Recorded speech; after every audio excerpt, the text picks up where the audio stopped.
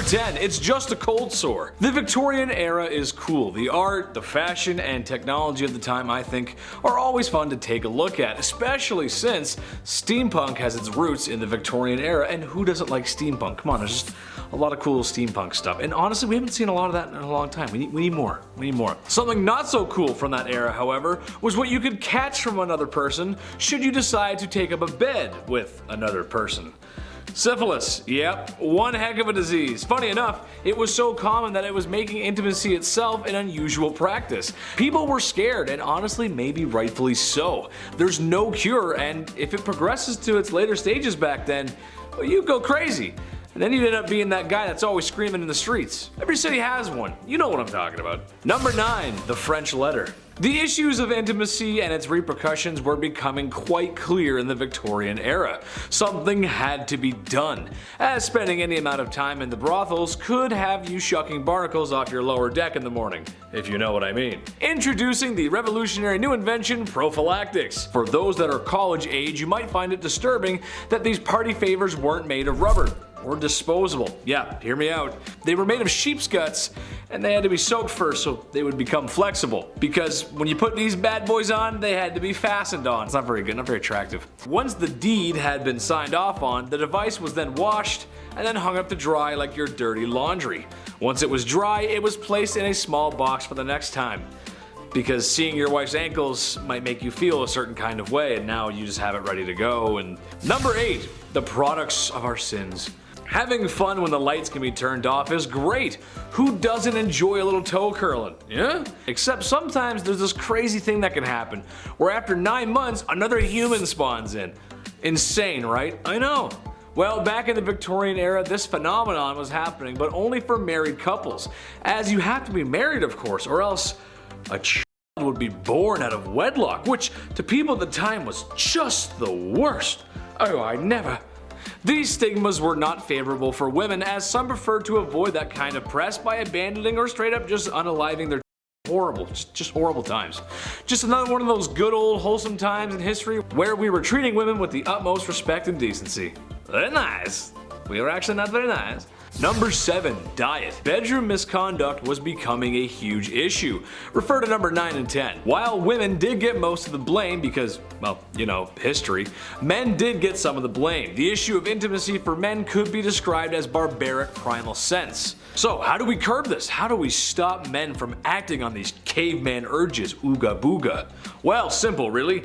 Men just have to stop eating certain foods, as it was thought at the time that food had a link to the misconduct, or rather, the overabundance of bedroom-related issues, including mustard, pepper, rich gravy, beer, wine, cider, and tobacco.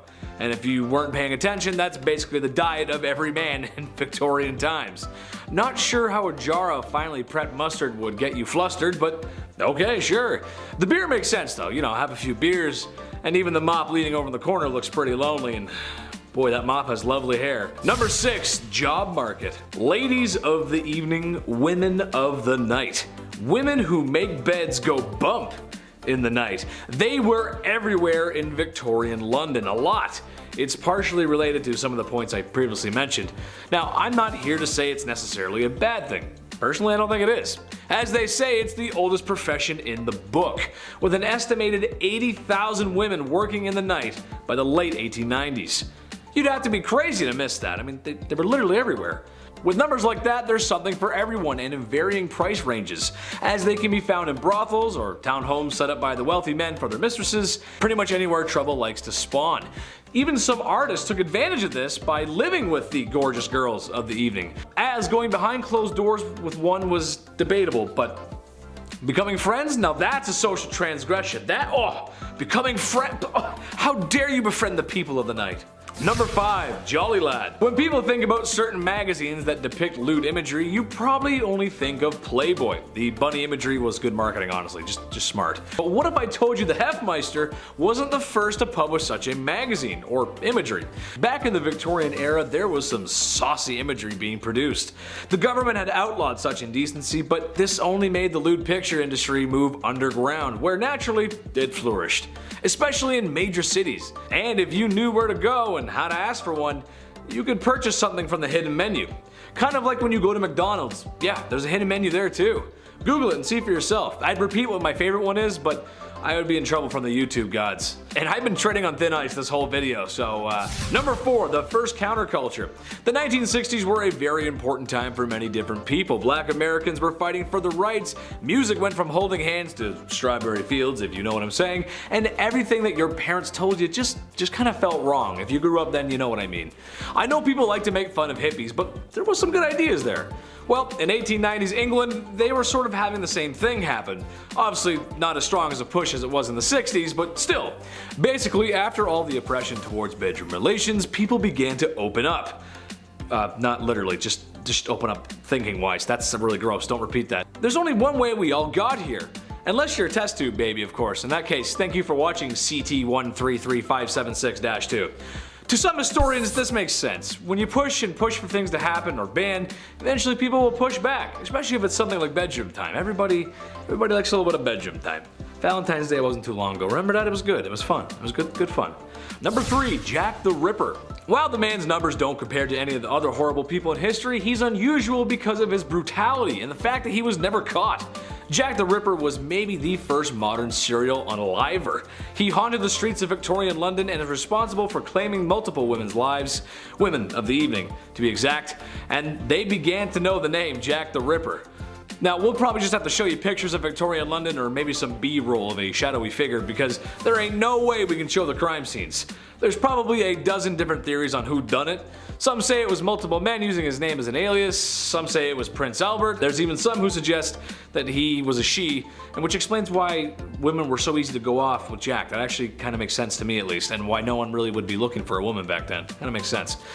Anyway, be careful out there, ladies. Just be careful. Number 2, Queen Victoria. It seems old Blighty herself may have been a tad more promiscuous than you'd think a royal to be. Well, not with other men, but her husband, who in her diary claims to be the love of her life, which honestly is kind of sweet and romantic. That's nice. One thing that I find interesting, however, is that while lewd images were outlawed, the Queen may have commissioned a painting of herself that was quite risque for the time, to gift to her husband, of course. Hypocrisy much? I say lewd, but it was probably just in her loose-fitting clothes, with maybe like an ankle showing or something. Still, unusual behavior for the Queen. I'll remember that for next time, Blight. I'll remember that. Number 1, Prince Albert. If you've ever stepped foot into a tattoo parlor, then you might know where I'm going with this. Prince Albert, the husband of Queen Victoria, had some controversy circulating his name. One, because he shares a name with another Prince Albert, who was speculated to be Jack the Ripper, but also because of a very unique piercing. Go ahead and take a guess where that piercing is. Yeah, I didn't think so. As a man, if your anatomy could be described by an internet comedian using moderately funny euphemisms, then the piercing would go through your German army helmet. That makes sense, right? The horror. The absolute horror. It's rumored that he had one of these piercings. Did he? I'm not sure. But if it means anything to you, Nicholas II had a tattoo, so it's not completely out of the realm of possibility. Number 10. No calling, no gifts. This is a time in history when men were told to be gentlemen and women told to be ladies. Naturally, that came with some weird social practices. For instance, women were discouraged from accepting gifts from men. Personally, I like to give my girlfriend flowers and chocolate. I'm a classic guy, what can I say? Can't go wrong with that.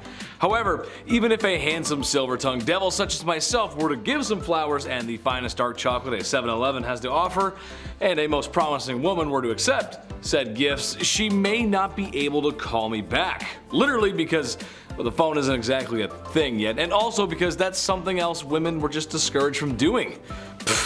Call on a man? No way, Jose! Even if he is super nice and waiting for a genuine response. One etiquette guidebook from 1882 called any woman who calls on a man ill-bred and positively improper to do so. I like when people give me flowers and chocolate. Maybe call me sometimes, I'm a little lonely. Number 9. Act like a lady. How dare ladies do anything unladylike? Ugh, said every man ever in the Victorian era. This is a time in history when ladies gotta be ladylike. That means makeup, corsets, and don't you dare do anything masculine. Oh, that's me angry. This is still a time when food isn't the greatest either, so imagine if you got an upset tummy at the dinner table. Happens to me a lot. You've got a handsome prince that your parents have arranged for you to marry. When you go to greet him, you do it with a simple gesture as kneeling to curtsy could turn your linens a certain shade of embarrassment that 1800 stain cleaning technology could never wash away. You'd poop yourself. Where's Billy Mays when you need him, right? How dare a woman do such things as go number 2, or even worse, break wind? Oh, the nerve! That's just the way it went, folks. I don't make the rules.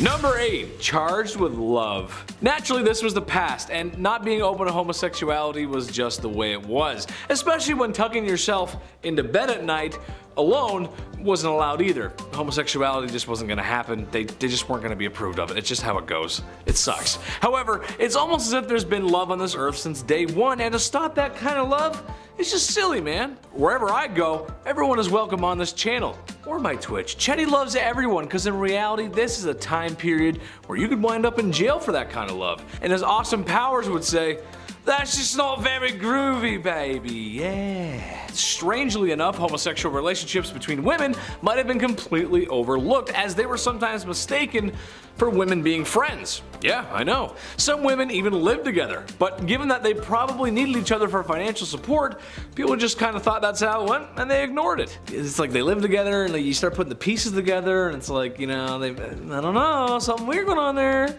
But love everybody, come on, be nice. Number 7, a good thing. If I'm talking about medieval times, there's a good chance I'm gonna bring up the super not cool, not fun, do not condone or support the behavior of marrying a woman at the age of 12. Yucky. In part 1, I mentioned that there was a ton of corners and streets being worked by the only other job besides street cleaners at 3 a.m. by women. However, after venereal disease was becoming a serious issue, it was getting pretty bad. It was becoming clear that a lot of people who were getting sick were young women, like 11 to 16 age group. Ooh. Which I shouldn't have to tell you is bad. That's pretty bad, dude. When I was 16, I was rocking Black Ops 2, hanging out with my buddies, and partying hard in the summer. I got a lot of good stories, maybe I'll share them one day. Catching all that nasty stuff is no way to spend your youth, so thank God the government changed the age of consent to 16 years old, which I know is not a solution for everything that was going on, but it was a small step forward in the right direction. That's what we like, good history moving forward. We like that, Chetty likes. Number 6, the seamstress. Being that the Industrial Revolution had started and business was booming, people needed to travel for business, or more specifically, men needed to travel for business, which means they gotta be away from their wives, and that means they are away from the very thing we're talking about today, bedroom stuff. How did men solve this issue? Well, there was no shortage of ladies roaming street corners to aid in that matter. However, there's an option with a little less syphilis. There were aids or early blow-up dolls called travel ladies. Strangely enough, it was stored in a gentleman's hat. What? That's so wrong. Once it was ready to be used, it was inflated and reassembled. This is a quote from an ad from one of the products. It is inflated to the essential part of the woman wanted by a man. That just doesn't sound very good. This is why we have boards of people to check stuff from products before it gets shipped out to the public. I feel like that just wouldn't fly very well today. Number 5. Big polluter. This just doesn't make any sense. It never did to me, and it still doesn't. But in case you didn't know, self-pleasure was a big no-no, commonly called self-pollution, which honestly is very funny to me. That's just hilarious. Don't self-pollute yourself, Chris. That's bad. Don't do that. That's naughty. It was a sin and thought to be a cause for many ailments. I'm sure you've heard the classic saying that for guys, if you decided to go bump in the night by yourself, there's a good chance you'd need a walking stick because it would make you go blind. Women were also targeted, however, as for any pearl polishing by women was thought to be hysteric and needed to be treated for such. Look, the truth is, any man who wants to wax his carrot or woman tuning a one-dial radio should be able to do so without judgment of society or medical remedies of snake oil doctors. Love yourself, love everybody else, and just as long as the bedroom door's closed, you're good. Just don't do it in public, you're good. Number 4, shake and bake. I'm something of a scientist myself, but that doesn't mean I know everything, and if you actually need to learn something about health and safety, take it from a professional, not a second-rate John Candy. However, when coming across this fact, I just had to share it, because with my medical knowledge, this just doesn't sound right. Alright, so kids, we know how they're made. I don't need to go into detail for that. However, there was this idea back in the Victorian days that if a woman danced shortly after doing what mommy and daddies do, then there was a chance that her pregnancy just wouldn't happen. Or perhaps more commonly after riding a horse. Same idea. Okay. Which is frankly horse. I mean, come on. My mom always told me when she was baking that I had to be quiet and stop running around the house or the cake she was baking wouldn't rise. Well, they always did. I love chocolate cake. I mean, really, I do. I'm starting to wonder if there's a connection here. I was a rowdy kid. Number 3, the Kensington system. Poor Queen Victoria. I know this is kind of a stretch, but it relates back to the whole mistreating women thing. But basically, it was something implemented in order to control the young royal, make her dependent on her mother, whom she was not allowed to be without. Basically, modern day strict parents. Now, all the kids watching right now, or all the kids who've grown up, how well did that parenting work? Let us know in the comments. I'm willing to bet it created a little bit of a divide between parent and child. Am I right? That's exactly what happened with Queen Victoria. Shouldn't be surprised, really. Being a parent is tough. I get that. But squeeze too hard and the sand falls through the cracks of your hand. Victoria wasn't even allowed an hour to herself. And I don't care who you are, no matter how charismatic or bubbly.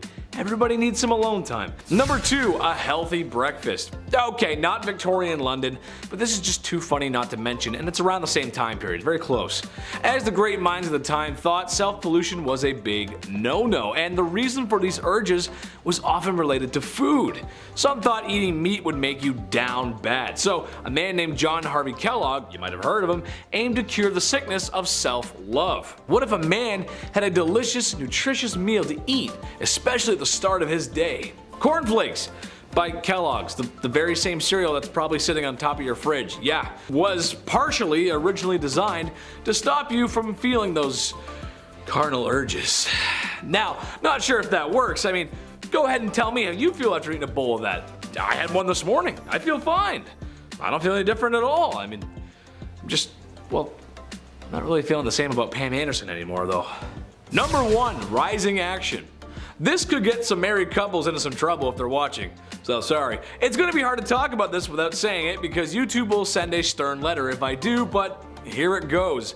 The deed was not considered done unless both parties had signed off on it, had their toes curled, reaching the peak, your magnum opus, the way I feel when I eat at McDonald's, DEFCON 1, or simply mispronouncing organisms in health class. I feel like once you're involved, and to me, that's a done deal. You can't really reverse it from that point on, regardless of any of my euphemisms, but that's what they thought. They thought if you both didn't climb that mountain together, it didn't happen. 'Cause science. Kicking off the list at number 10, a lot of hair. To kick off this wild part 2, I had to include the tale of the woman who ate her own hair. Why did she do it? What happened? How much hair? Well, let's find out. All the questions about to be answered. The Liverpool Daily Post back in 1869 got the attention of those passerbyers with this one. A 30-year-old passed away in the village of Lincolnshire. That's not too far off from the average life expectancy of the 1800s, but this case was a little odd. Something was off about it. So doctors asked the family if they could carry out a post-mortem, and lo and behold, a 2-pound solid chunk of hair was sitting in her stomach. It caused ulcerations of the stomach and ultimately caused her death. What a horrible way to go out. The woman's sister didn't note that over the last dozen years or so, she had been casually eating her own hair, just one piece every now and then. Ultimately, it added up. If you know anybody that's eating their own hair, pass this on. Send them this video. This sounds rather uncomfortable. Number 9, cat attack. If I have to pick, I would say I'm 100% a dog guy. Cats are cool, don't get me wrong, but this next story freaks me out a bit. Also, I had a cat once and I pulled its tail on it. Hissed at me and scratched me and scared the life out of me. So, dogs for sure. Back in 1870, a rich woman had put her time, energy, and resources into cat breeding. What a fun little hobby and lifestyle. She had tons of cats, she loved them all equally, and they loved her. I'm allergic also, so this story is my nightmare on a level. But it does sound like a cute time, I'll admit, that's a nice way. Especially like in the Victorian era, what a lovely little pocket of fun. 1800s, a lot of candles, everything being extremely flammable, disaster hit often in Victorian times. And in 1870, a fire broke out of this young woman's home, and the cats were sadly trapped in the house. They made it out alive, but by the time they made it out, the 2 maids that had kicked the door open to rescue them, they had gone full primal. The cats just attacked them and it was all bad. The fire in the house had obviously scared them, so when the doors were open, these 2 maids were both attacked by them at full force, essentially, all of these cats. Like, what a horrible thank you for saving all of their lives, you know what I mean? Number 8, quick divorce. Let's just say the love thing isn't working out, okay? It happens, people change, but now what? Say it's the Victorian era, but divorce in England isn't allowed until 1857, and it's 1856. So now what are we gonna do? Well, considering what list we're on and which part it is, it's pretty wildly unfair. If you were the wife, you were getting sold in this scenario. How horrible is that? Wife sellers, they were a thing. That was a legitimate business. How horrible. Yeah, you were getting sold if you were the wife. How horrible is that? Wife sellers was a legitimate business. There were auctions. Public auctions would be done. You would watch people bid on marrying your wife. At like noon, middle of the day, people are walking by like, oh, do I have any change? Hang on. This is insane. One real sale that happened in 1862 was in Selby. The asking price was a beer. The asking price for this person's wife was 1 pint. Sold, just like that. That's crazy. Sold, drank, now I'm married. That's insane. Other times, most of the time, it was a rather expensive exchange. I feel like there are plenty of cases where this would honestly be the ideal scenario. Just get it done in one day, whatever. Peace. See you again. Bye. You're the worst. Number 7, the Great Famine. We're gonna lean out of wife selling for a hot minute and include the boys for this one. Yeah, come on back in, you're all guilty. The Great Famine took out everybody, not just Victorian women, of course. Back in 1845, potato crop that a lot of the Irish population was relying on was no longer available all of a sudden. A group of microorganisms just wiped them out, just like that, and in result, around 1 million folks died or had to leave. It was draconian law and British ruling that made the exported food hard to reach people that really needed it. So this famine led to Irish independence and anti-union movements. Little fun bit of history I had to include on this one. Number 6, the Brooklyn Theater Stampede. And we're back to absolute horribleness. Here we go. I love the theater. When the pandemic shut down plays, I actually felt pretty sad. I like sitting in full rooms watching a guy in a fake wig monologue about Mozart. Like, that's my ideal Saturday night. That's the best. I don't want that to not be a thing anymore. I love theater. But today, we have an obnoxious amount of distractions that can take you out of the experience. Guy's texting, fighting his ex-girlfriend 2 rows ahead of me. I'm trying to watch Joseph in the amazing Technicolor Dreamcoat. And I'm like, man, it's not the same anymore. Theater's not the same anymore. Turn off your phone. Throw a tomato at him. It can be distracting. Exit signs can also be pretty distracting. But we need them. We definitely need them. Because in 1876, the Brooklyn Theater caught fire after a single lantern fell over on stage during a performance. This was 1876. Everybody was wearing flammable attire. There aren't emergency exits yet. A fire marshal hadn't come in and counted heads at this point, so it was a disaster. 278 people lost their lives. A monument was put up after the incident. It shook the town. It was absolutely horrible. I read about this and I was like, that's horrible. We got included in. This is a horrible list. Number 5, the hobble skirt. Yeah, so when people can't get out of burning theaters, it's stuff like this to blame. Just from this 1910 headline alone, I'm glad we don't have hobble skirts anymore. The June 12, 1910 headline reads, "The hobble skirt is the latest freak in women's fashions." The latest freak. Skirts that are so tight around the ankle that locomotion is seriously impeded and speed is impossible. Nice. I'll take 2, debit. Doesn't that sound like a bad time? Why would anyone want this? Sounds like you're gonna be late for everything. French designer Paul Poirier made these to free the bust, to free the, have a lot of room in here, whilst shackling the legs. So you in turn you can't move. Just what you need to move around uneven stone roads, I guess. Love the practicality on this one, Paul, thanks.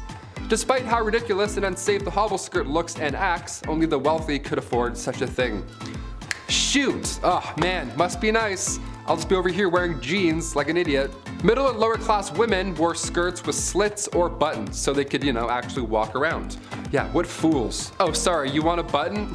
I don't speak broke, sweetie.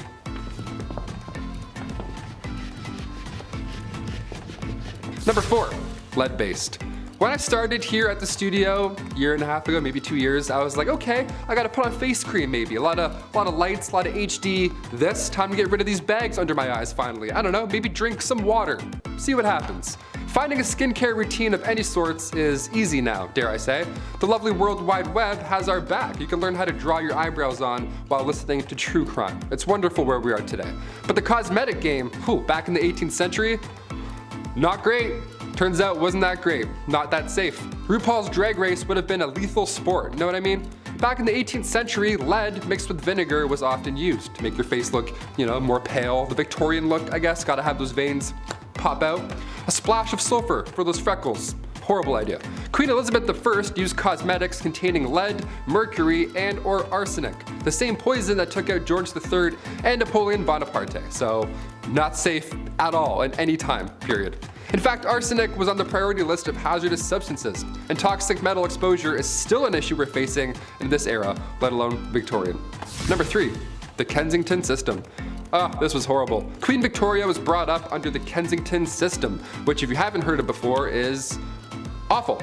I was grounded more often than not growing up, I'll admit, I was the youngest of 3, so I tried some shady stuff every now and then, but this is another level. At least I could go to the washroom without supervision, you know what I mean? Yeah, buckle up. Victoria's mother, Duchess Victoria of Kent, she created this Kensington system to control her daughter. She literally isolated the child from friends, family members, anybody, everybody, you name it. Her mother would monitor her every action on top of this, including who she can see or speak to, if there were any of those people at some point.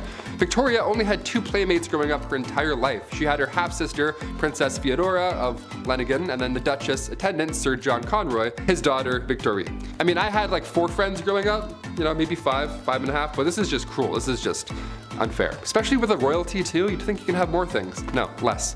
She shared a room with her mother until she was a queen. That entire time, she literally couldn't walk down the hallway alone. Victoria has reflected on her childhood, and yeah, in case you're wondering, she hates John Conroy. She referred to him as a demon incarnate, so she's got the words. Number 2, arsenic dresses. If looks could kill, literally. You've heard of arsenic and old lace at some point, but what exactly are we talking about?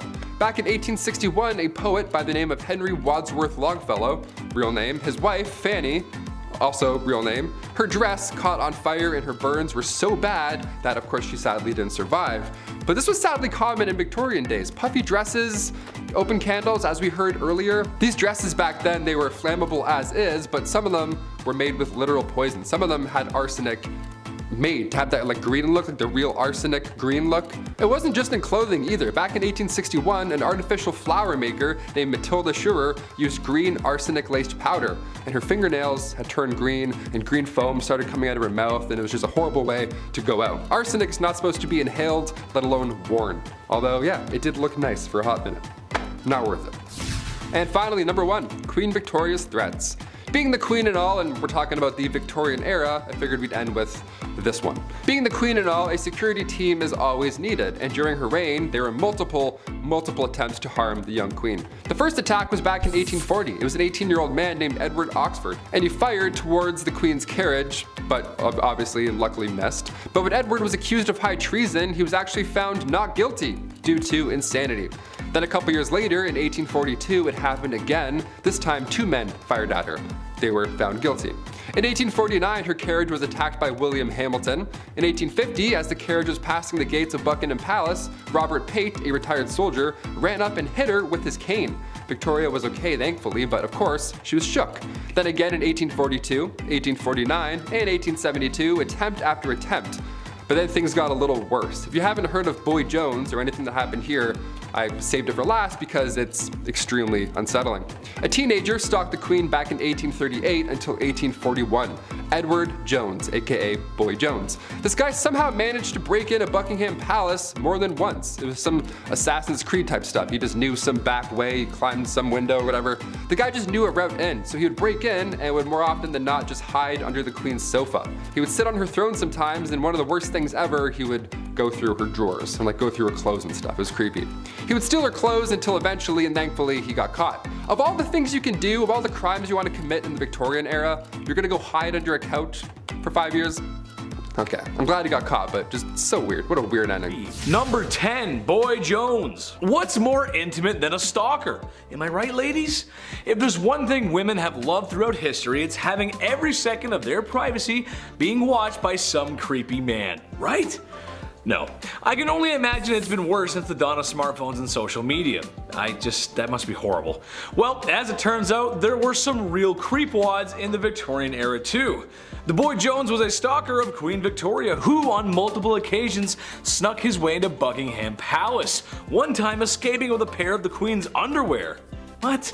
Arrested multiple times, but still somehow found his way back to the palace. But what they should have done was swap the queen's underwear for a pair of mine after a shift in the garden center I used to work at. Oh yeah, nobody's coming for you after sniffing those bad boys. Oh! Number 9. Graceful words. This was a time when ladies were supposed to be ladies, and that means manners are on the table and elbows are off. Dresses were worn to not show ankles, God forbid an ankle or wrist bust out. I think more importantly, however, or rather unusual that is that women were expected to talk a certain way. Good evening, Mr. Barrows. You must excuse my tardiness. There was a dreadful man screaming at me because my ankles were shown whilst mounting my carriage. Your what was showing, love? Oh, you hurdle it. I can't believe it. Excuse me. I must be someone else. I don't need to tell you guys how ridiculous that is. I say fly out the handle, ladies. Wear what you want, do what you want. Number 8. Shots. Not the kind I like. Well, I don't know about you guys, but nothing ruins the mood for me and my lady like being fired upon. Yikes. I'd like to stay the night, kid, but the automatic gunfire coming from outside is starting to get to me. See? All gangster impressions aside, things must have been that way for poor Queen Victoria as she was shot in her carriage in 1840. A young man fired 2 shots at her carriage. More attacks would actually follow in the coming years. It's kind of hard to feel that certain kind of way after bullets go grazing past your pretty face. The worst thing that ever happened to my generation was making sure nobody was home when you were studying with your boyfriend. I was too busy playing Call of Duty, but at least I never got actually shot at. You know what I mean? That's just a good thing. Number 7, expectations. Alright, this one goes out to all the married ladies in the audience. Hello, how are you? I'm doing great, thanks for asking. I'm curious as to why you got married and what your expectations were. Did you marry your high school sweetheart and live happily ever after? Maybe you had a shotgun wedding and after one night at the saloon. Maybe you just really wanted to find a nice man and settle down, start a family, be a mother. I think any of those options are great, so as long as you have options. In Victorian England, you were expected to do the latter. Women were expected to get married and have kids, and that's about it really. My question is, why were ankles and wrists an issue but giving birth isn't? What I mean is it's kind of a compromising position to be in. All I'm asking is that the girls get treated fairly and given choices and be allowed to show some ankle. It doesn't make any sense. You can look at her business down there, but you can't show an ankle? That doesn't make any sense. I'm a magician. Number 6, double standard. Divorce sucks. It's no fun. The person you once loved and cherished is now the villain in your story. I love McDonald's and I don't ever want them to be the villain in my story. I love you guys. Gotta get those Happy Meals. Divorce is something that isn't new. Honestly, it was probably invented the second after marriage was. In Victorian times, men had the right to divorce their wife if they had committed adultery. Women could not. Well, if you refer to my last part, you know that men were doing more than a little window shopping when it came to women. When men left town for business, they would have hired the services of a woman who patrol the streets at night. No, I'm not talking about Batwoman either. So men can divorce women if they dare to do what they did on a regular basis. Yeah, that's totally fair. That's good. Equal. Absolutely. Yeah. Number 5, emo girl. All the forever alone people, raise your hand. Let me hear you roar XD. I like to joke around a lot and say I'm a lawyer, a firefighter, and the cutest guy on the whole wide internet. But if there's one thing I know, it's people. I like people. I love them. I spend a lot of time with them, and after hearing this, I've come to the conclusion that this is where the emo girls come from. I figured it all out. It's down to a science. I'm a scientist now. Do you ever get that feeling in your tummy on Valentine's Day because you know it's going to be another one alone? And you'll be forced to be on your own, and that means sad music and crying in your room.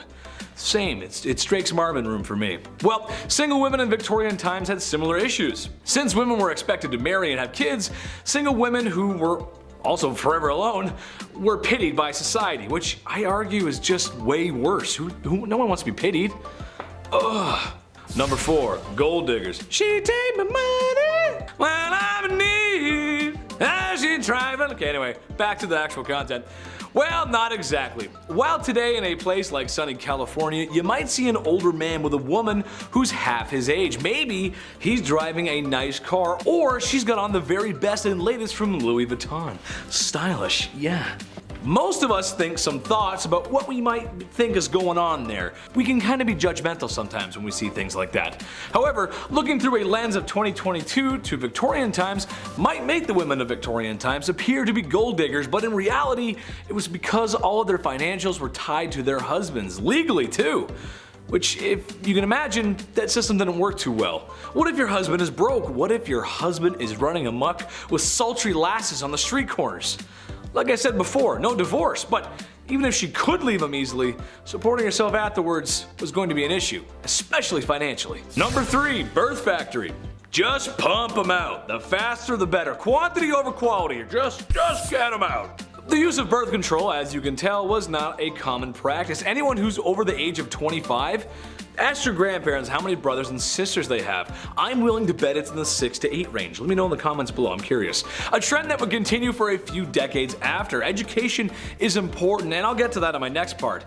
Women were simply expected to act this way. Maybe it was the sign of the times since the Industrial Revolution was in full swing. Maybe the factories needed workers, I don't know. Which, in case you didn't know, they used as employees. Maybe not so nice. Unfortunately, that was when there was an issue, and there were many. They had no HR to go to, and that was the least of their worries, really. Number 2, no school for you. No higher education for women. Banned from going to university. I don't think so, not very nice, no. Honestly, any society that doesn't want half of their population to go to school probably has a few things to work out. It's a boys' club, and they can only go to university so that they can learn to be smarter and be businessmen, so they can earn money and thus have the facilities to court a woman who really doesn't have a choice anyway. Women had jobs, not careers. And they were all the jobs that you can think of. The ones that were too feminine for men, as women were too feeble to participate in a men's job, which is just the most ridiculous thing I've ever heard. I'm happy to say that in 2022, we showed them wrong. Chetty loves everyone. Just remember that, I love everybody. You go, girls. Number 1, strict rules. Okay, so after a night in the bed sheets with the gal that you love, or maybe the one that you found, there's a good chance that 9 months later, a smaller version of you two could be walking around. A byproduct of intimacy, if you will. This was always something I wanted to rant about, but I always found it strange how strict parents and teachers from this time were with their kids. You gotta brush your hair, bed made, and whatever you do, don't ask for more gruel. Please, sir, could I have some more? Whatever that Charles Dickens book was, I think it was Oliver Twist. They made us read those books as kids. I don't know why, because they're kind of boring. From the extreme military code ethics happening at home to the long days in a factory at work, being a kid was tough, man. Earning the punk rock blues of today. I'm just a kid and my life is a nightmare. At number 8, mental health. Back in the Victorian era, the study of the human brain and psyche was still relatively new, so no one really knew what was going on up in people's noggins. Mental asylums started to pop up, and people started getting diagnosed with mental problems even if the diagnosis wasn't accurate. The 3 labels that a patient could fall under were the manic, the melancholic, and those with dementia. The symptoms for those big 3 labels often varied, and people were admitted to asylums for some pretty messed up reasons. There was a list of common causes for mental illness that people referred to back then, and it included things like, quote, laziness, novel reading, superstition, an immoral life, and intemperance, as well as the act of self-pleasuring. For women, they could also be sent to asylums for some pretty ridiculous reasons, like imaginary female trouble, hysteria, rumor of husband murder, and even fits of desertion of husband. I am so glad things have changed since then. At number 7, grave robber.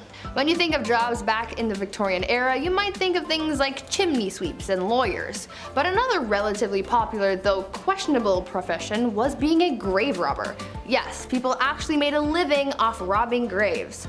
As people studied medicine, they needed cadavers to practice on, but there was a law saying that only the bodies of those who had been executed for a crime could be used as a cadaver, and since the laws changed to include less and less crimes having death penalties, soon people started running out of cadavers to practice on, and this gave way to the boom in the grave robbing industry. People could make a pretty penny for snatching bodies from cemeteries and selling them to medical professionals and students. Fresher bodies went for more money, and the grave robbers not only made money off the sale of the cadaver, but they also charged a fee, so they ended up with a little extra cash in their pockets. Eventually, the grave robbing business became such a big problem that cemeteries started installing watchtowers and guards to prevent people from getting away with the dead. At number 6, beauty. I've talked about this before in some past videos, but the Victorian era was is famous for its strange beauty practices, so I just had to include it on this list. You're probably familiar with the makeup from the Victorian era. Women often painted their faces white to look as pale as possible, but even though they believed it made them look beautiful, it also did a lot of harm to their health. The white face paint that women would use was lead based, and as we all by now, lead makes you dead. But this white lead paint isn't the only thing that harmed people's skin. Women would also wash their faces with ammonia to make their skin look paler. At night, women would rub opium on their faces, and if they were really dedicated to their beauty regime, they would also ingest arsenic. They were literally poisoning themselves in the name of beauty. Women would also use mercury on their eyebrows and eyelashes, and would use lemon juice or belladonna in their eyes, which could cause blindness in some people. Once again, I'm glad things have changed. At number 5, no divorce.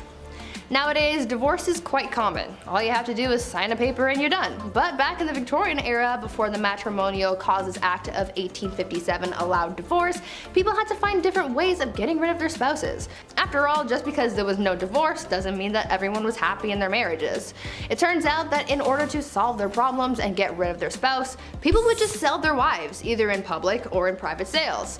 Most of the time, a man would take his wife to the town square and just sell her off to a new man. According to some records, some women had the power to veto a sale, and sometimes it was for cash. Though I think the cheapest that a wife was ever sold for was a pint of beer. This wasn't necessarily bad for the woman, because if she was sold to someone else, things could sometimes work out and she could live a better life with a better spouse. And if she didn't, then she would just get sold again and get to try her luck with a new man. At number 4, food additives. These days, people are becoming more and more concerned with artificial additives in their food. All natural, organic, pesticide, and hormone-free food is becoming more and more popular, but back in the Victorian era, people were putting all kinds of additives in their noms, and a lot of it was really, really bad for you. Like, we're talking deadly. Chalk and alum were often added to bread dough to make it whiter, and sometimes pipe clay, plaster of Paris, or sawdust was added to the mix as well.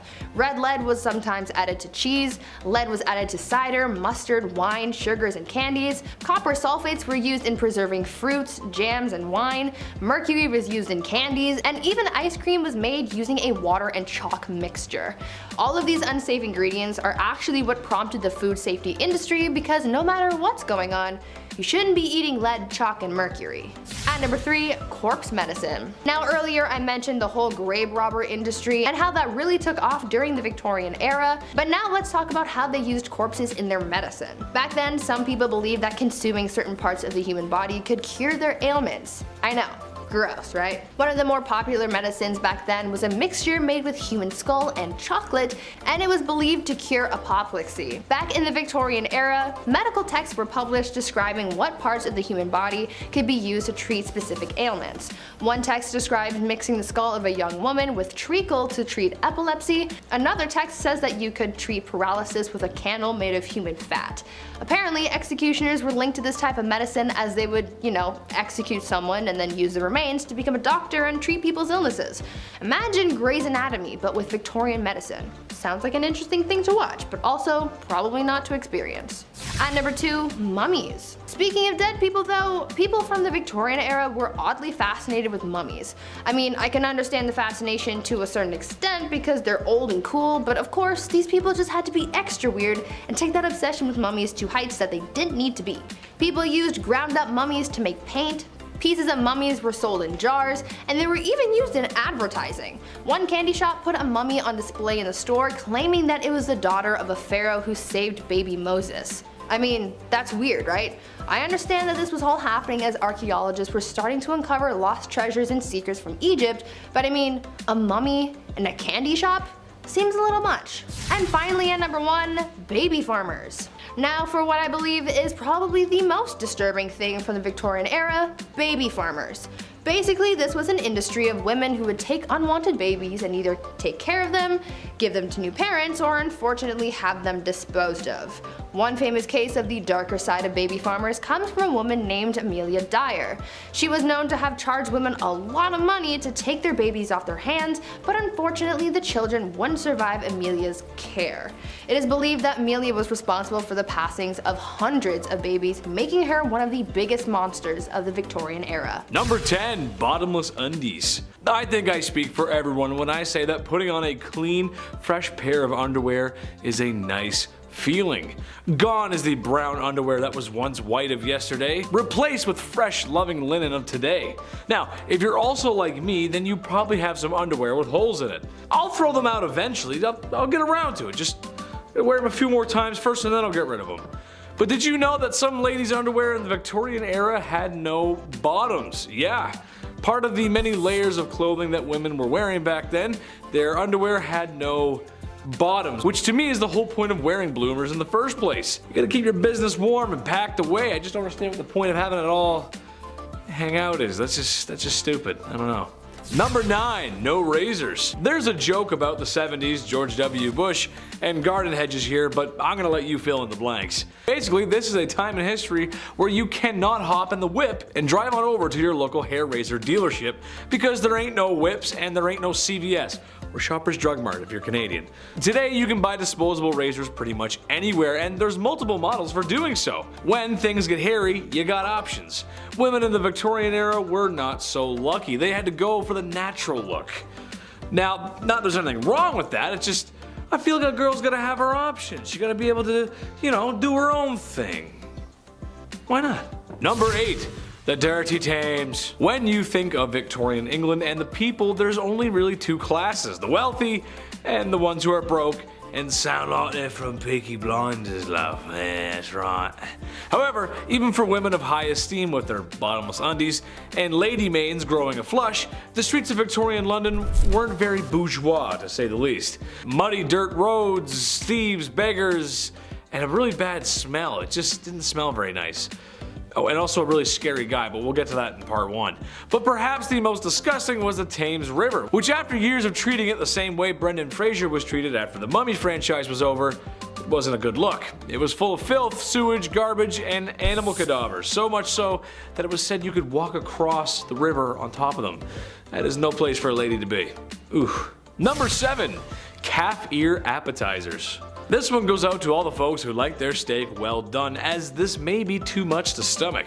Given the way food was prepped and handled back then, I would agree with most folks that cooking the devil out of your meat was probably just the safer bet. Sucks for me because I like my steak rare as you can make it. Blue, almost, honestly. I love it like that. I am also willing to bet that most of you folks who like your steak well done aren't a big fan of fat and gristle. I also love fat and grizzle. I just like meat, what can I say? What I'm getting to is calf ear appetizers. Yes, cooked calf ears, which I'm pretty sure are just like pure cartilage. Higher class women could often find themselves at parties where they would serve up this chewy delight. You'd probably just be chewing on that for a while. I feel like most people wouldn't like that. Is Chris a cartilage guy? I don't know, we'll see. Number 6. Hand cleavage. This goes for every inch of the skin, really, but women had to cover up back then. That means no ankles, neck, or God forbid a wrist. If a man saw a wrist, they would act, ooh. Well, I don't know if they were that down bad, but women of higher esteem wore gloves. There's etiquette to gloves. It was all part of the culture, which means only women with dosh could practice such glove etiquette. I say no woman should have to cover up. She should wear whatever the heck she wants when the heck she wants to. However, with the gloves, I believe there's a separate issue. I have an issue being a big dude with asthma. I sweat a lot more than the average folk. It just sucks, but if I was a fair lady with those gloves on, well, I might want to leave them on. Wouldn't want to ruin anyone's appetites for calf ear appetizers because the smell and the sweat, it just, it'd be gross, Number 5, dresses too big. This is something I'm glad isn't a thing anymore. I'm not a person who likes to dress up. I'm a simple dude. Casual and comfortable is my forte. However uncomfortable wearing suits is. I like to think I clean up well. And I understand sometimes you gotta wear drip. It's just how life goes. Sometimes you gotta dress up. I just don't think people should be showing up to any formal events in cowboy boots and a popped collar shirt. I've known a few of those people. But what I'm really talking about here is the obtuse size of women's dresses and just the whole culture of women's fashion back then. It's just crazy. Large and overbearing dresses with enough material to use as blankets when you sleep. I know that couldn't have been fun. It's horrible. Especially with my sweat problem. A few hours in a suit and maybe a few beers later and the first thing I'm trying to do is take the suit off. It gets tight and sweaty in there and it's just a lot of material. It's just too much. And doorways, trying to get through doorway, ugh. Forget about it. Number 4, fava beans. Well, after all that sweating and being around all that foulness, ladies needed to detox. How about a nice face mask made of beef? Yes, that's right. To keep their skin young and beautiful, they would drape a slice of beef over their face. Nothing like a little Hannibal Lecter before bedtime. Now, I hear you saying, well, Chad, that's not that bad.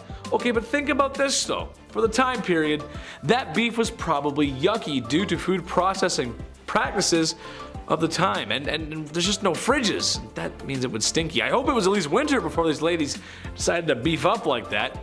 This process of beef was supposed to rejuvenate the skin because beef contains some important vitamins for such. I can't recommend that. You just walk in with the beef and, hello darling, yes. Gross.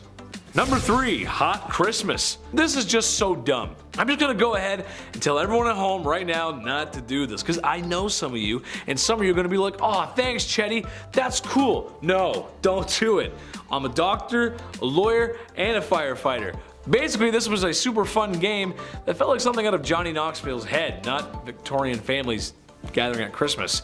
Basically, they would gather at Christmas to play a game called Snapdragon. You get a bowl of raisins and almonds, you pour some brandy in there and maybe one out for your homie, and ignite the brandy. Once the bowl is on fire, the family will compete to see who can grab the flaming treats and eat them the fastest. Okay, second-degree burns are not how I want to spend my holiday season, and also, in a time before smoke alarms and a modern fire service, this sounds like a really bad time. Grandpa could lose it out of his hands. Drapes catch fire, the house burns down, probably the whole neighborhood. Just a bad idea. Also, I hate raisins, so setting them on fire? Yeah, I'm out. I don't like raisins. They're gross, dude. I don't like them. Number 2, crypt pics. Look, it's a part of life. It happens. You live, you love, and depending on how much your wife likes interior design, you probably have a sign hanging up like that in your home somewhere that says something like that. You know what I'm talking about. And after spending all that time in HomeSense, it's all over. Fade to black, cease to exist, the forever box. There's a whole process and respect in the undertaking business. The Victorian era had a strange tradition, however. How about taking photographs with the body of a family member who has recently passed on? Yeah, that's right, I know. I couldn't believe it, really. People would sit there for minutes taking photos of those who are no longer with us because the process of taking photos was not great. This isn't the digital age, after all. This is something that the crypt keeper would make you do. Keep them in the album or something. Just not for your everyday family, man. That's just weird. Yes, now we're going to take photos. Like, that's just weird, you know? It's just weird. It's weird. Number 1, Jack the Ripper. Listen, the women of Victorian London feared this guy, and how can you blame them? A terror that seemed to come from nowhere and could strike from anywhere. Humans unaliving other humans is nothing new, and it probably won't be old. It won't get old soon. This is what we do. It's kind of our thing. But this was the first modern serial unaliver. Jack the Ripper's identity has never been found. It's only been speculated, and some studies suggest that it has been revealed, but it's really hard to pinpoint something that happened that long ago. He was nasty and the crimes were awful. The photographs of the crime scene do not exactly follow today's media rules or decency, as it's really just horrible and it's just really messy and bloody and just gross. It's kind of hard to talk about this era without Jack the Ripper. Women should feel safe at night no matter what era it is. That's right, ladies, I'm on your side. Number 10, train engine cleaner. Ever wanted to get inside a small hole in the engine of a train and shovel out the coal that was left in there? Ever wanted to go underneath a train where you can't fully stand up in the middle of the night and rake out a dusty ash pan, getting all kinds of ash and stuff in your mouth? Perfect! You can go join up with the railroad as a train engine cleaner. These guys would spend their days shoveling 5 to 6 tons of coal into the furnace of the steam trains, and then spend their nights climbing into said furnace, cleaning it out, and then going out in the middle of the freezing cold, wet night into a trench covered in water and oil and dust, and get right up under that sucker and pull out all the ashes and dust and crap that came out of the engine while it had been running all day. Number 9. Linker boy or linker men. Before the introduction of gas lights on the streets of London, the only gaslighting came in the form of small children who made you believe that you wouldn't be able to walk the streets without them tagging along with a torch to help guide your way. Then they'd expect a tip from you. Oh, rascals. They weren't so bad. They were generally pretty helpful in getting you from point A to point B while being able to see one foot in front of the other. And their charge was usually just 1 farthing, or the equivalent of a quarter. The linker boy, like a lot of the jobs on this list, was actually featured in a lot of art and literature from the time, and there were even some rather infamous ones like Lawrence Casey, who was the personal linker boy for the courtesan Betty Careless. Oi! Where you going, mate? You forgot to like and subscribe to the channel. Oh, and while I've got your attention, why not take a little peek over at our Facebook, where you'll find behind the scenes content. Get on with it! Alright, bloody hell. Number 8, knock her up. No, not like that. God. Look, I despise my alarm clock. It wakes me out of my deeply deserved beauty sleep at 6 a.m. every weekday morning. Now take the alarm clock and assign that job to a real person.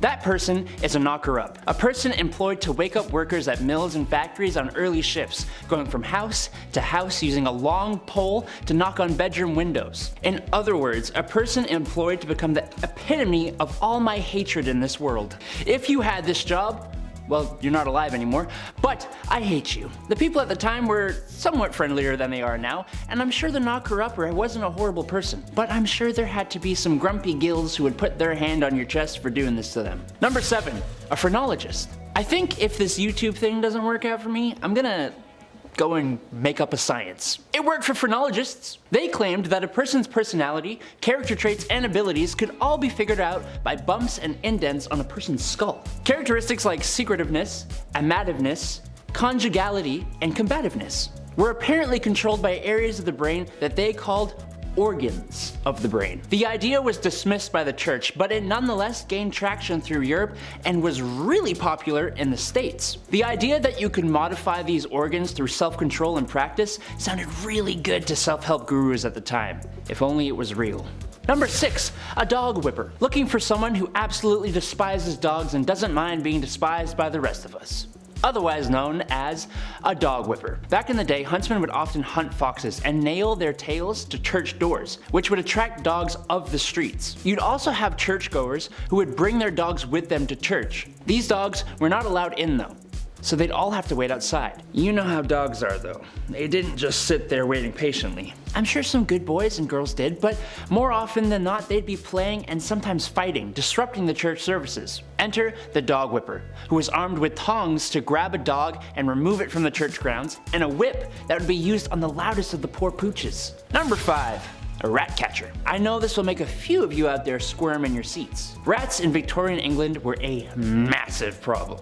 They were everywhere. Every nook and cranny of your house, from the basement to the pipes. There was even an account of them spilling over from royal parks. So of course, where there is a problem, there is a job. Rat catchers were pretty famous throughout the Victorian era and were highly praised in society, but the job wasn't too glamorous. You'd be going into the dark, dirty places where rats would make their homes and catching and often killing thousands of rats a year. Often rat catchers would use other animals like dogs and ferrets to help them hunt down the rats too.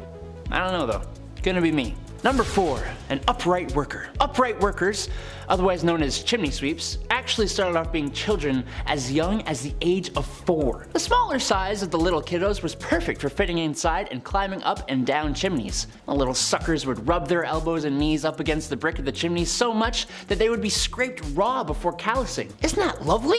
No, it's not. It's horrible. Some children were deliberately underfed to keep them small enough to do the job. Some of them would get permanent lung damage from the dust and smut and smoke from the chimney. Some kids even got stuck in the chimneys. Thank the Lord they eventually passed a law that would make it illegal for anyone under the age of 21 to be a chimney sweep. But even then, 'tis not a profession many would like to have. Number 3, matchstick makers. The idea of a lighter wasn't really a big thing in the Victorian era. They definitely existed, as the first one was invented in 1823, but it was not exactly a portable thing. So matches were your match. The first match was invented in 1805, but it sucked. The first friction-activated match came about in 1826, and they were made with white phosphorus, which is extremely toxic. But they didn't have machines to make these matches. No, it was actually mainly done by teenage girls. And in the worst of conditions too. Forget protective gear. Oh, you want to take your lunch break away from the highly toxic white phosphorus? Oh, no. That's right. These girls would have to eat their lunch at their workstations, meaning they would end up ingesting the white phosphorus. Yes, my favorite seasoning. Number 2. Resurrectionists. Back in the day, medical schools who wished to study the human body only really had access to the bodies of criminals who had hit the end of the line. There actually weren't too many of these bodies around, which led to a good price for bodies that were in reasonably good condition, other than being deceased. This wasn't exactly the greatest idea, as now you've created an opportunity for people with no morals or empathy to go and dig up fresh graves, becoming resurrectionists. A cool name for an absolutely god-awful profession, if you could call it that. The problem was bad enough that people would actually guard the graves of their recently deceased loved ones. No one should have to do that. Number 1. Night Soil Man. Alright, if you need me, I'll be depositing my night soil over in the toilet. Poop. Night soil is poop. And the night soilman? Well, you see, before we had real sewer systems, the night soil you deposited at home would go into a lovely hole in the ground. As you can imagine, these would tend to fill up over time, and that's when you have your night soilman come in. Yes, his job was to clear out the poop deposits from houses and cart it away in the middle of the night so nobody in polite society would have to see it. But they were always in business, so that makes the job a little less crappy. Number 10, knocker-upper. All right, sounds a little different than its actual purpose. Hear me out. Alarm clocks, they're not great, right? They suck, no doubt about it. Now take the alarm clock and assign that job to a real-life person. What does that look like? What does that sound like, rather? At 6 a.m. That person is called a knocker-upper. A person employed solely to wake up workers at mills and factories on those early morning shifts. Now, going from house to house, using a long pole to knock on bedroom windows, that sounds like the best job ever, right? I can't close the list with this one. This is number 10, for sure. It's kind of fun. If you had this job, well, you're probably not alive anymore. I don't know, unless you live in a weird town. The people at the time were a lot friendlier back then than they are now, so, I'm sure the knocker-upper came around today. Be a little different. They'd probably be on World Star the next day. Knocker-uppers back in the day, thank you so much for waking me up. I would have lost $14, thank you. It was a big deal, it was definitely a big deal. Number 9. The Linkerman. Before the introduction of gas lights on the streets of London, if you were traveling alone at night, well, you'd probably get lost. Because, yeah, even London now I'd get lost, you know what I mean? So that's where a Linkerman would ideally come into play. They'd come in to save your night. What they would do is they would carry with them a torch to help guide your way home. They'd be like, hey, follow me, I know these streets, and then you do it, I guess. It's a little scary. At the end of this impromptu tour, they'd of course expect a little tip from you. Of course, thank you for lighting my path and getting me home. Cheers. Here's 1 nickel. It's actually a lot back then. Here's 1 penny. There we go. They weren't so bad. They were generally pretty helpful in getting you from point A to B, whilst also being able to see 1 foot in front of the other. That doesn't hurt, especially in Victorian London. You get to step on a dirty rat. That'll be gross. It's like a friend walking you home, only you don't know them. And it's the Victorian era, so probably pretty unsafe. 50-50 if you're gonna make it. And their charge was usually 1 farthing or the equivalent of a quarter. The Linkerman, like a lot of the jobs on this list, was actually featured in a lot of art and literature from that era. And there were even a couple famous Linkermans, like Lawrence Casey, for example, who was the personal linker boy for the courtesan Betty Careless. Imagine that, your arm must be so strong with that lamp all day. Ooh, it's just like, oh, I can't put it down. Number 8, ghost photography. 1800s ghost photography. Apparently it was a theme or a vibe, I don't know, but there were people that would take the photos of these ghosts. So at one point you would be hired as a professional ghost photographer. On paper, here's your tax returns, that's what I did. The camera, of course, was a hot new invention back then, so tales of ghost and spirit were easily believed, especially when you have a photo of a see-through woman. That probably helps sell your tale for sure. Like, here she is. It's like, that's mom. That's definitely not, you just did that in the back room. I don't believe you. A big name in the ghost game was that of William Thomas Stead. He was born in 1849, so now he's for sure a ghost. Stead was the son of a Congregationalist minister, and at the age of 22, he was appointed as editor of the Northern Echo, which was a regional newspaper in Darlington. Yeah, this British medium, Richard Borsonal, featured a photo of W.T. Stead and a spirit. Imagine that. Imagine a day where somebody was awarded the Nobel Peace Prize and they also posed for photo ops with ghosts. Like, can we pick a lane? Science or not? What are we doing here? Number 7, grave designs. Graves, but make them cool, you know? Customize your own pit in the ground. That's fun, that's grim. In the late 1700s, cholera, bacterial infections, pretty much anything floating around your mouth and eyes, it was spreading and it was bad. Not a good thing to ingest. Not an ideal time in history. Many were biting the bullet at this time, of course, being gravely ill. But with this came a dark, new, fun trend. Yeah, here we go. The safety coffin.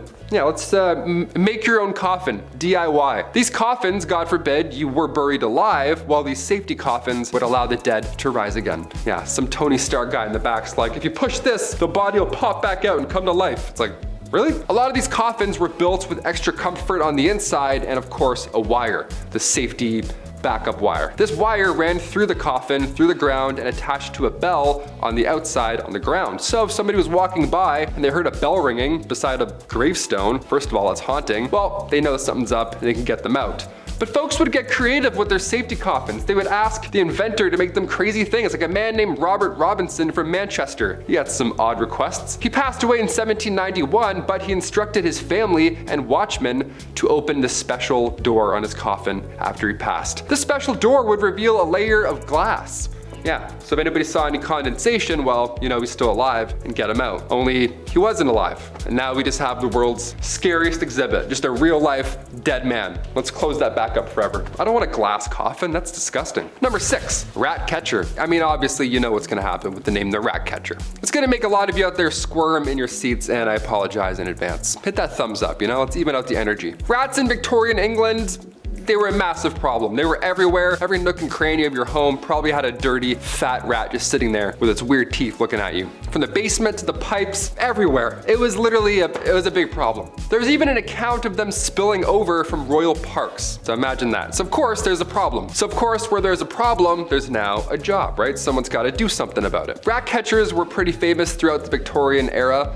I mean, of course, brave souls, and they were highly praised in society, but the job, obviously, wasn't too glamorous. You'd be going into dark, dirty places where rats would make their homes, and we'd catch them, and you'd often have to kill thousands of rats every single year, and then deal with that. I don't even know how you deal with those bodies. I was gonna say bones, ew. More often than not, rat catchers would use other animals like dogs and ferrets to help them hunt down the rats, so you have your own little animal posse hunting down other animals. You would feel pretty good. You'd feel like the king of animals almost. Probably not, eh? It's probably a disgusting job. You probably hate it every day. Number 5, matchstick makers. The idea of a lighter wasn't really a big thing back in the Victorian era, obviously. I mean, they definitely existed. The first lighter was invented in 1823, but it wasn't like the ones we have now. Not like those Bics that still don't work. It wasn't a portable thing. The first match was invented in 1805, but it kind of sucked. And the first friction-activated match came around much later in 1826. This one here changed the game for good. They were made with white phosphorus, which is of course extremely toxic. But they didn't have machines to make these matches. No, it was of course done by people, young women. It was only women that had to do this, and in the worst of conditions, of course. And before you ask, no, they didn't understand protective gear. Well, they did a bit, but even so, women didn't get that kind of luxury, right? They didn't get that treatment. These girls would have to eat their lunch at their workstations, meaning they would probably end up ingesting said white phosphorus the entire shift. History is horrible. Number 4, resurrectionalist. All right, back in the day, medical schools who wished to study the human body only really had access to the bodies of criminals who had hit the end of their line, right? You're not gonna go dig up someone's wife and be like, hey, mind if I study her? He's like, no, please. There actually weren't too many of these bodies around to begin with, which led to a good price for bodies that were in, well, reasonably good condition to, you know, study up close, other than being, you know, deceased and disgusting. This wasn't exactly the greatest idea, sure, I'll admit that. Now you've probably created an opportunity for people with no morals or empathy to go and dig up fresh graves. And that's exactly what happened. People would become their own resurrectionalist. It's a cool name for a god-awful profession, if you want to call it that. The problem was so bad that people had to protect, like they had to guard the graves of their recently deceased loved ones, or else these guys would come in and try and dig them up and sell your nana for like 20 bucks. You have to stay there for 4 nights and guard her. That's crazy. No one should have to do that. The Victorian era sucked. No one should have to do that, or this next one here. Number 3, train engine cleaner. Yeah, this one's gonna suck. It sounds yucky already. For this job, you were required to get into, of course, pretty tough positions to, well, clean the engine of a train. Train engine cleaners would have to get inside a small hole in the engine of a train and shovel out all that coal that was left over. Yeah, as if shoveling the coal in wasn't bad enough, now some guy's gotta crawl under and shovel it all out. Nope. They go underneath the train with a dusty ash pan and they work away all day long and nights. These guys would spend their days shoveling 5 to 6 tons of coal into the furnace of the steam trains and then spend their nights climbing into the same furnace to clean it out. Every time I watch the Polar Express, it's always so magical, you know, it's always a great time. But even on the Polar Express, there's a guy shoveling coal all night long on Christmas Eve. You know what I mean? That's how bad this job is. Magic can't even save it. Couldn't even picture a worse job to have with this goofy bag. Imagine that. Imagine me doing this all day. No way. Wouldn't make it 1 week. Number 2, funeral mute. Ah, yes. Death. Happened quite a lot back then. I thought being a pallbearer had a lot of pressure, you know? Don't drop them, all that kind of stuff. Victorian London saw many funeral mutes. Now, Oliver Twist, one of the lousy jobs in that tale, was that of a funeral mute.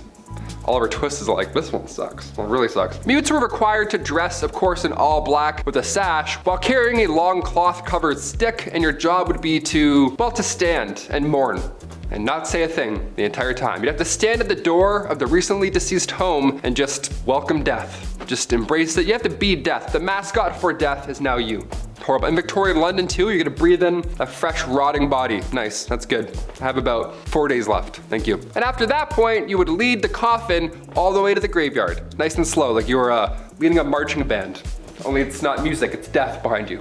And finally, number 1, a chimney sweep. I remember doing this when I was a kid. Okay, I got some questions now. I'm gonna make some phone calls after this list. I had to do this when I was a kid, but back then it was a lot worse. It wasn't a chore, it was an actual job. This was a terrible job to have in Victorian London, obviously. Chimney sweeps were famously young men, guys. I can't say anything else here, but they were young lads. That's it. History is pretty horrible, right? You could fill it in. 1840 was a good year, all things considered, because a law was passed that made it officially illegal for anyone under the age of 21 to climb in and clean a chimney. Nice. I was 18 cleaning my chimney at home. I had no idea. I could have busted out this law and been like, actually, 3 more years, Dad. See ya. Just moonwalk out of there. I'm not cleaning anything. Just the kitchen for now. I'm not using that tiny little brush. Why do all chimney sweeps have a tiny brush? Give them a bigger brush, you know? Number 10, Albert. Adam, how is Queen Victoria's marriage to Prince Albert bizarre? Well, my little honeybees, not to be a pessimist, but it's bizarre because they actually really did love each other. Be honest, how often do you think it occurred that people of royal or noble birth actually got to marry someone they genuinely loved? On February 10th, 1840, Queen Victoria married Prince Albert of Saxe-Coburg-Gotha, who, interestingly, was her first cousin, and who was actually kind of not the favorite of the British people who saw him as an outsider. As queen, she was the one to propose. Good for you, Queen. Literally. The couple stayed married for 21 years until Albert died of typhoid in 1861, and together, the couple had 9 children. 9. Even after his death, Queen Victoria continued to make ruling decisions based on the principle of what would Albert do? Such a nice way to start this heinous list. Number 9, Napoleonic Wars. Okay, a little bit of a stretch, but I would argue the Victorian era lasted from about 1814 to 1914. There's no specific date, but it could be classified around this time. The Napoleonic Wars were essentially world wars started by one man, the Corsican ogre. Hello. Imagine having the whole world against you. No, really, the whole world against you. Britain, Prussia, Russia, Austria, and sometimes Italy took part in the coalition wars, which were just part of Napoleon's story. Trust me, this dude was arrogant and he was the antagonist of this story. He's been labeled as the greatest tactician ever. When it was all said and done, he had rediscovered ancient Egypt, fought many battles, and managed to become emperor. And he got banished twice. 8. Mummy unwrapping parties. What is your favorite idea of a get-together? Let me know down below, I won't judge, I promise. Unless, of course, you say mummy unwrapping parties like some people in the Victorian era might have. Then I will indeed judge you. Thanks to the Napoleonic Wars making their way to Egypt, interest in the country was on the up and up. And while people have been buying mummies since the Elizabethan era, now these rich weirdos bought even more, bringing them back as souvenirs. Once they got to the homestead, they would almost instantly hold parties with all their rich friends where they would unwrap their mummies like a Christmas present. Congratulations! It's exactly what you thought it would be! A 5,000 or 6,000 year old decaying corpse that smells horrible. Why are rich people like this? I don't get it. Number 7, Fire Hazard Christmas. Like all families at Christmas, we all have our traditions. I'm a good boy all year, so Santa can bring me lots of gifts. Thanks, Santa. My family tradition is to watch the National Lampoon's Christmas Vacation every year. I love that movie. Adam, on the other hand, well, he's a bad boy, and he eats all the chocolate out of his advent calendar before it's time. Don't tell him I said anything, though. I can't help it. I'm sorry. He's right there. However, one family Christmas tradition was quite popular back in Victorian times, oftentimes called Snapdragon. The basis of this game was to get a large bowl, fill it with Dad's brandy, and drop some large raisins in said bowl. Next, get a candle or a match and light it up. Now that there's a large cauldron of flaming liquid and fireballs in your living room, now your objective is to try and knock the raisins out of the dish without getting burned.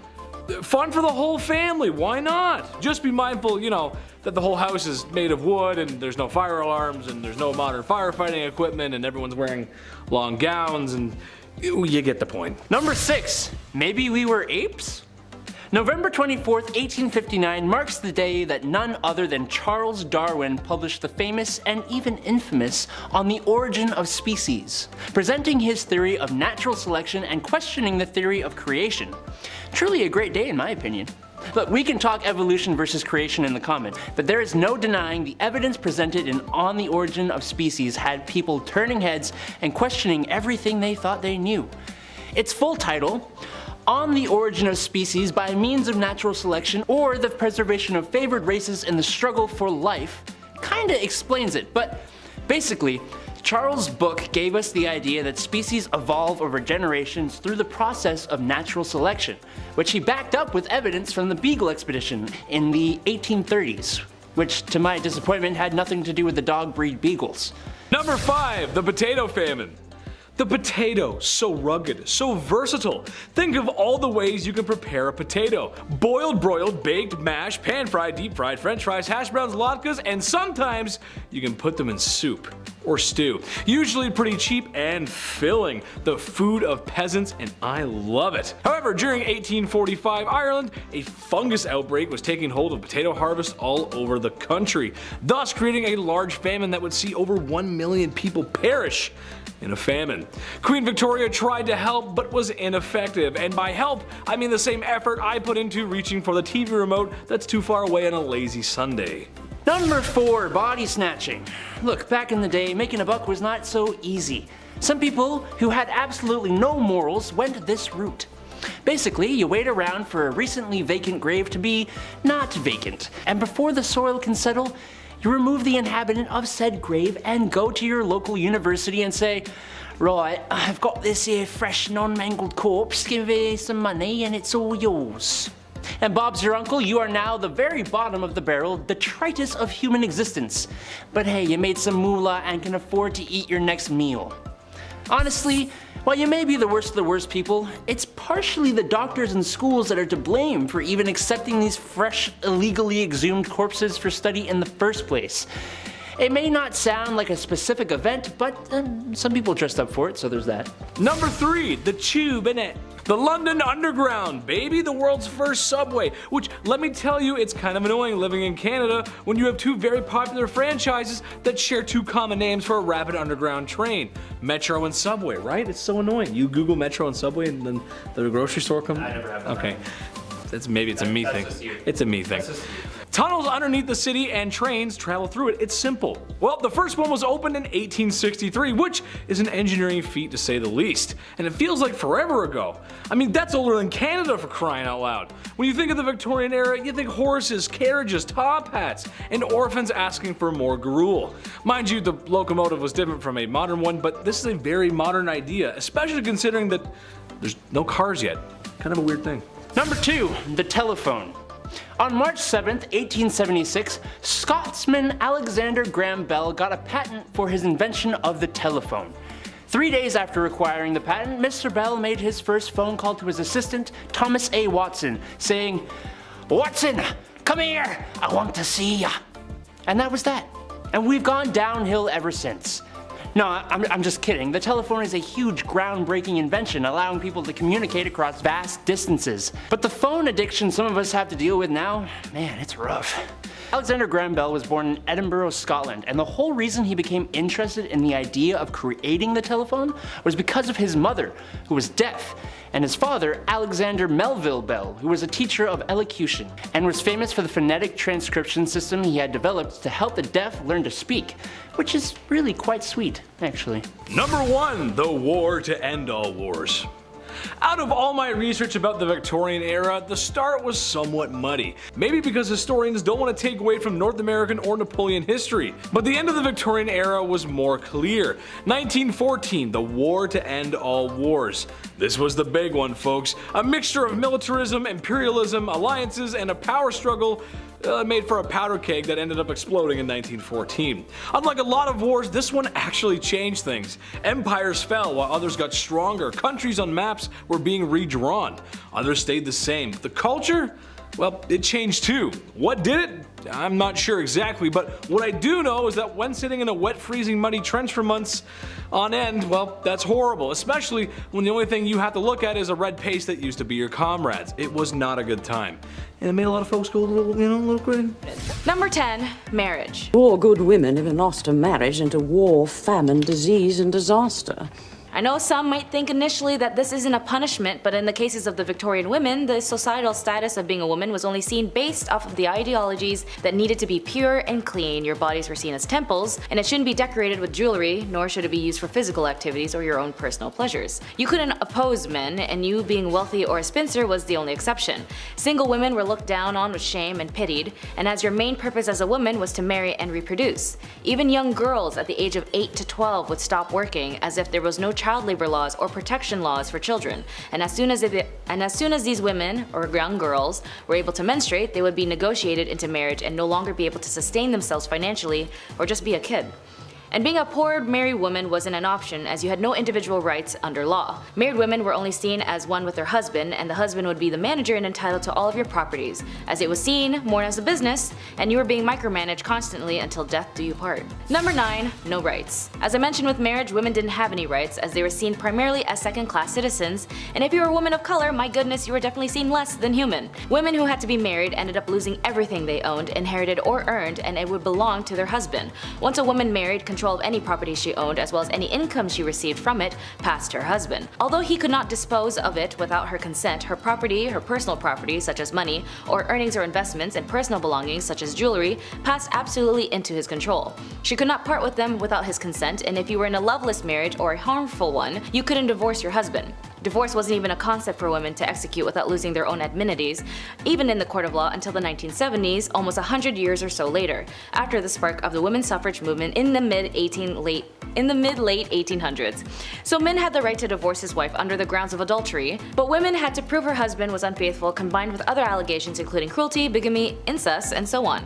Luckily, in the 1857 Act, divorce did become a bit easier little by little, but again only under the impression that the woman had legal grounds and proof her husband was unfaithful, with evidentiary support to back up her claims. And even then, she could finally earn some of her possessions. As for the husbands, if he wanted to divorce his wife, he didn't have to do anything, he could just say it and it would be fine. Number 8, no education. To me, education is extremely important, as it was something I learned growing up in my family, that education liberates you to understand yourself, those around you, and the world better.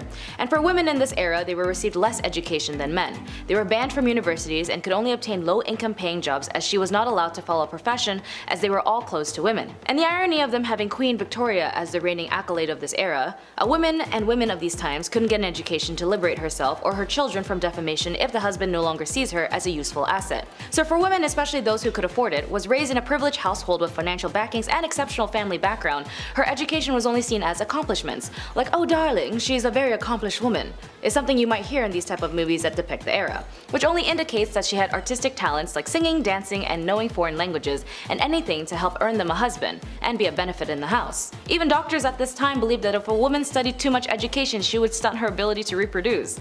Wild as hell. And when university allowed women to attend their lecture halls, their families would actually forbid them from going, worried that it would prevent them from finding a husband. Number 7, the right to work. Work was only available to those who had no choice, as their societal status prevented them from leveling up to the ladder to have a better life independently. Even more so, women who were labeled as part of the working class, these women fueled the industrial revolutions, making up to 60 to 80% of the working force in light industries such as cotton manufacturing. Even more so, those who were labeled as part of the working class, women of this era fueled the industrial revolutions, making up to 60 to 80% of the workforce in light industries such as cotton manufacturing. Women that had jobs outside of the home made them less likely to marry, leaving them with no choice but to stay in undesirable situations that made them undesirable themselves. In one study by the Buffalo State had noticed classing women and children together as helpless creatures needing the protection of strong men. They were indignant at the knowledge that women had to support themselves, that they had suffered degrading wrongs as working women. So for some, they'd have to result themselves into committing adult work, or even for some unfortunate circumstances, be sold into adult work, as they had often had heavy debts from predecessors or even used as bargaining chips for their partners.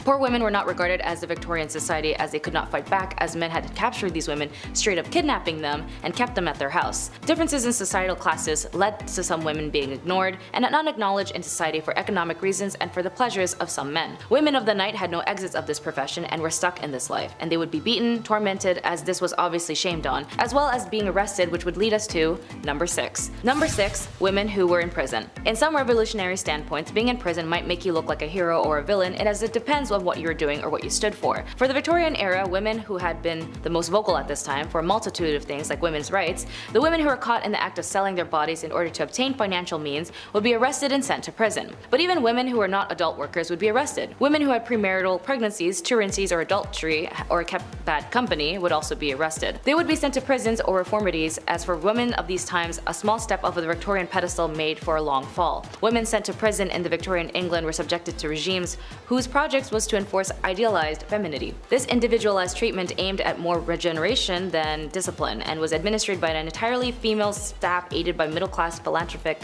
lady visitors. Considering women were placed only into two categories, being a wife and a mother, the reality is that they lived in a world that discriminated heavily against them. Due to their superior physical strength, men considered themselves the dominant sex and sought to keep women subdued for as long as they could. Number 5, prison life. Being accused of being an idle and disorderly woman seems like a very vague and inconvenient statement today, as it holds no worthy of prosecution, but for these women of these times, you would definitely go to jail for that.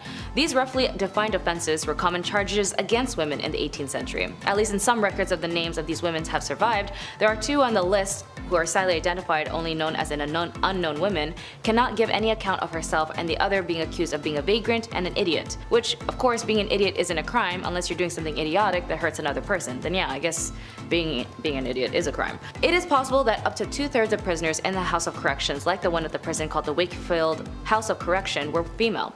Beating hemp was the usual form of hard labor, as well as if the women refused to comply or being able to commit to tasks, whipping and beatings were also a commonplace, particularly to those who convicted of vagrancy, lewd conduct, and night walking. Number 4, domestic harm. This is sort of stemming back to the whole marriage thing in number 10, as it basically ties in on how horrible life was being a woman in the Victorian era, or just being a woman in general in any historical time. With these sacrifices and determinations of these women, as they ensured the women like me were able to gain access slowly but surely to equal rights, but sadly when it comes to marriage for some of these women, they're also at risk of being in harmful relationships that were extremely normalized at the time. Violence against women and the lack of protection was common, as there were no laws for the physical violations they had to endure. After all, when you got married, everything you owned belonged to your husband, and so did your body, with or without consent. Domestic violence was an issue that captivated the Victorian imagination due to the unprecedented visibility that domestic harm began to receive in the press and the emergence of an ongoing debate during the 1840s and the 1850s. Domestic violence was an issue that captivated the Victorian imagination due to the unprecedented visibility that domestic harm began to receive in the press and the emergence of an ongoing debate during the 1840s and 1850s about the domestic harm and other marriage issues that affected women. Like all laws that slowly opened gateways to other clauses, the 1828 Offenses Act that targets working class violence helped a cultural shift on the subject, and domestic violence became a topic to the public. Number 3, the angel of the house. Or the angel in the house. When it came to the liberation, it all stemmed with the women's rights groups' fought for equality and over time made strides in attaining rights and privileges. However, many Victorian women endured their husbands' control and even cruelty, including sensual violence, verbal abuse, and economic deprivation.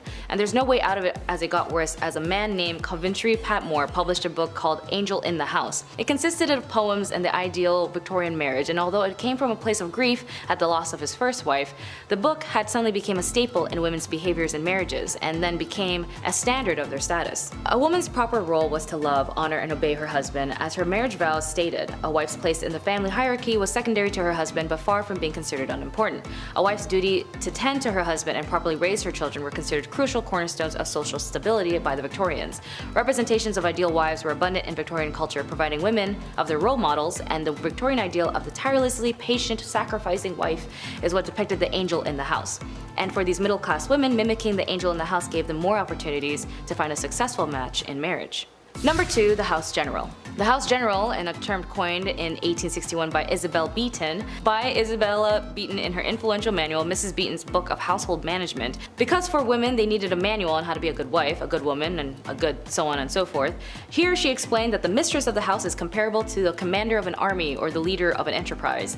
To run a respectful household and secure the happiness and comfort and well-being of her family, she must perform her duties intellectually and thoroughly. For example, she had to organize, delegate, and instruct her servants, which was not an easy task as many of them were not reliable. Isabella Beeton's upper-class readers may also have a large complement of domestics, a staff requiring supervisions by mistress of the house. Beeton's advised her readers to maintain a housekeeping account book to track spending. She recommends entries and checking the balance monthly, but also keep in mind this is the same lady who told people to put borax in bread to save money. This may not seem like a big punishment for some viewers, but if you were told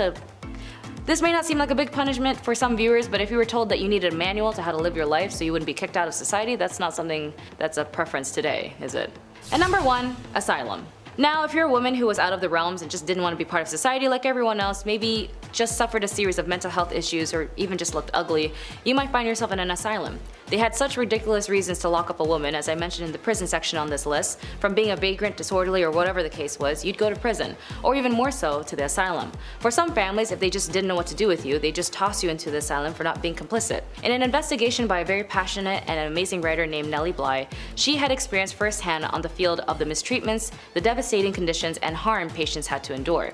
In her report published in 1887 and later published in the book 10 Days in the Madhouse, it caused such a sensation it prompted the asylum to implement reforms and shed the light on the significant impact on American culture. Anyways, being a woman was tough as hell in the Victorian era, but with their determination for the right to vote, the women's suffrage movement that enforced lawmakers to ensure them to obtain sustainability today is the reason why there are so many genuinely incredible women who are able to become who they want to be. And it is important to note those who do not know how to look back at where they came from will never get to their destination. So be sure to read up and learn a lot. After all, the answer in our future is laid dormant in our past. Starting our list off at number 10, the first postage stamp.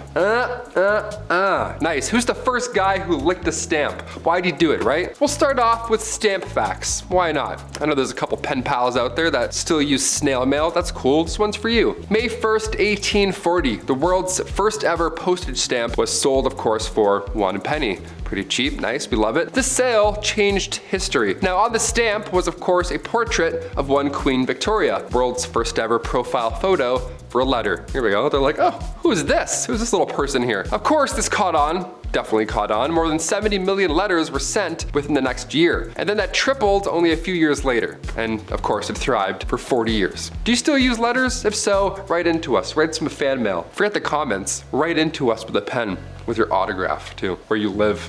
Yeah, no one's doing that anymore. Number 9, Alexander Graham Bell. I have no idea how phones work. I know it's vibrations and signals and I have to do this occasionally to help it out, but scientifically, nothing. I can't wrap my brain around this technology. Still, I'm 28 years old and I have YouTube. Couldn't tell you. If I was sent back in time right now, I wouldn't beat Alexander Graham Bell. I would just watch him and wouldn't change history one bit. Guy's a wizard. On March 7th, 1876, Alexander Graham Bell received a patent on his invention, the telephone, and just 3 days later, he made it work, somehow. The world's first phone call was of course to his assistant, Thomas Watson. Now I'm from the generation that had T9 and I thought that was bad. I also didn't have that, one of these where you have to like go around and around a bunch of times. T9 was way worse than anything. You have to Morse code message all your friends. Ugh, we have it too easy today. Never forget about Alexander Graham Bell. Hit that thumbs up on your smartphone for Alexander Graham Bell. How? How does it work? Hello? Number 8, Queen Victoria's death. You may have heard the phrase, the sun never sets on the British Empire. Sounds very Westeros, doesn't it? Sounds like the British Empire is in an alternate universe or something, I don't know. But this is meant in a literal sense. On January 22nd, 1901, the Victorian era came to a close, of course, after the death of Queen Victoria herself. She passed away at age 81, and Queen Victoria was succeeded by her oldest son, King Edward VII. Now, at this time, the British Empire literally took up more than 1/5 of all of Earth's land. So the sun actually did not set on the British Empire. It's a real phrase. It's not just a fun bit there. Number 7, Queen Victoria's 8th child. First of all, 8th? Kudos. Here's a fact that we don't talk about enough. Let's do this. First of all, I have no idea what it's like to give birth. I hear the comparisons and what it feels like, whatever, and it makes me want to faint. It's like peeing a watermelon or something like that. I'm gonna faint just talking about it. The fact that you can endure this pain is beyond me, and the fact that you want to as well, kudos. Now imagine being the queen and having the public, like everybody, talk smack about you and how you decide to give birth for the 8th time. Yeah, April 7th, 1853, Queen Victoria decided to use chloroform as an anesthetic delivery. Now everybody at this point that, wasn't a scientist, they were sure to voice their opinions on the matter. It was a huge controversy, although this act directly spread the awareness of this medical advancement. I mean, yeah, it sounds, they're like, yeah, don't do that. But can you do that? We don't really know. We're eating bread. Number 6, grave bells. Oh, this one gives me chills. Here we go. In the late 1700s, cholera, bacterial infections, and anything and everything was spreading. It was not an ideal time, wasn't very safe. Many were biting the bullet at this time, sadly, of course, being gravely ill. But with this came a dark trend, the safety coffin. Yeah. Just a backup coffin. These coffins, Lord forbid you are buried alive, these safety coffins would allow the dead to rise again. Nice, like it's Michael Jackson's Thriller. They would just come out and be like, oh, guess who's back? Back in the Thames, here we go. All these coffins have extra comfort on the inside and a wire. This wire ran through the coffin and then attached to a bell on the outside on the, ground floor. So if a passerby heard it, well, they would know something's up. Folks would get creative with their safety coffins. I mean, they'd personalize it. Like for example, a man named Robert Robinson from Manchester. He passed in 1791, but instructed his family and watchmen to open this special door that would reveal a layer of glass. So that's real haunting to find. Hey, come look at Grandpa. Yeah, he looks good, eh? Patent number 81,437. It was actually granted to Franz Vester in 1868, and it was an improved burial case. Just a glass case with someone who may or may not be alive inside. 50-50. It had an air inlet, a ladder, and of course, a bell. The description of the patent says, if too weak to ascend by the ladder, they can ring the bell, giving the desired alarm for help and thus save themselves from premature death by being buried alive. So now I ask you, if you're walking in a graveyard and you heard a bell ringing, would you just start digging and be like, I think I heard something. I don't know, let's just disrupt this skeleton. Number 5.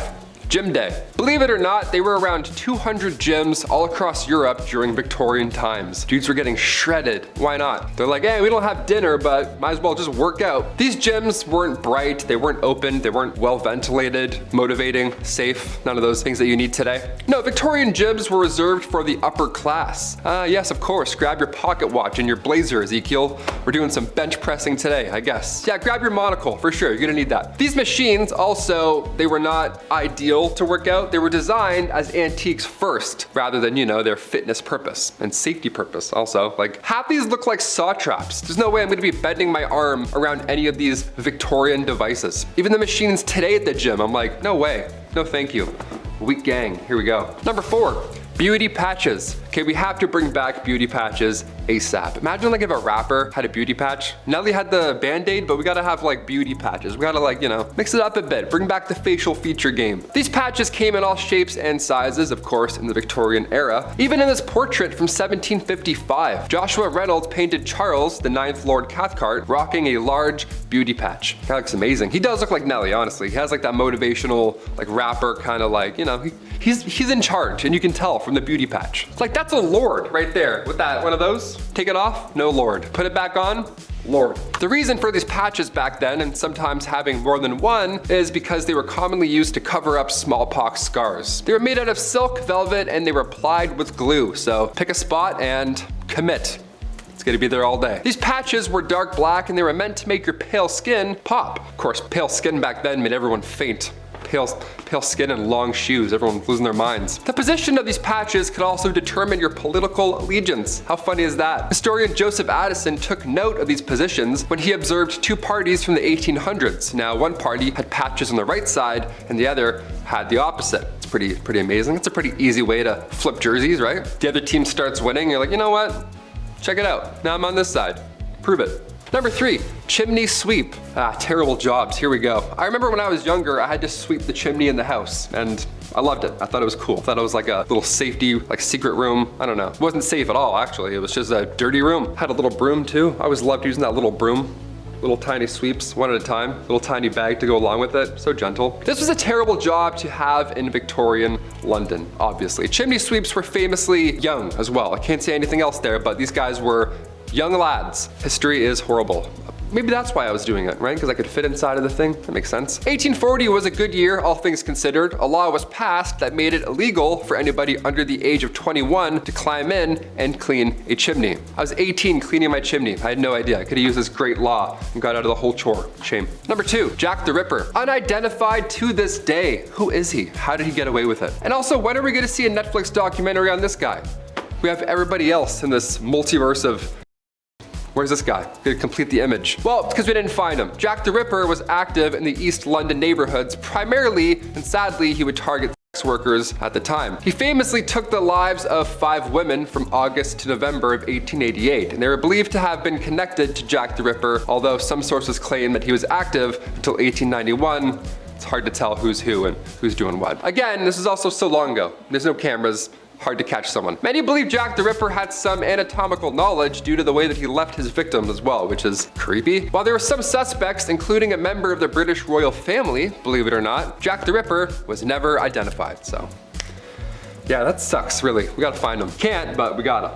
And finally, number 1, mudlarks. Yeah, we'll get dirty for this last one here. Why not? Victorian London around the 1840s, it was a bit of a mess. Everyone was sick, a lot of sore throats, to say the least. The jobs that were available, they sucked. They certainly didn't help you, survive. The jobs that were available had you catching rats and crawling into sewers. One of the worst jobs to have was that of a mudlark. Now, as the name hints towards, a mudlark involved getting in deep in the mud and muck that would build up alongside the Thames River. Yeah, that dirty river back then. They're like, yeah, just go through the lining of that. See what's in there.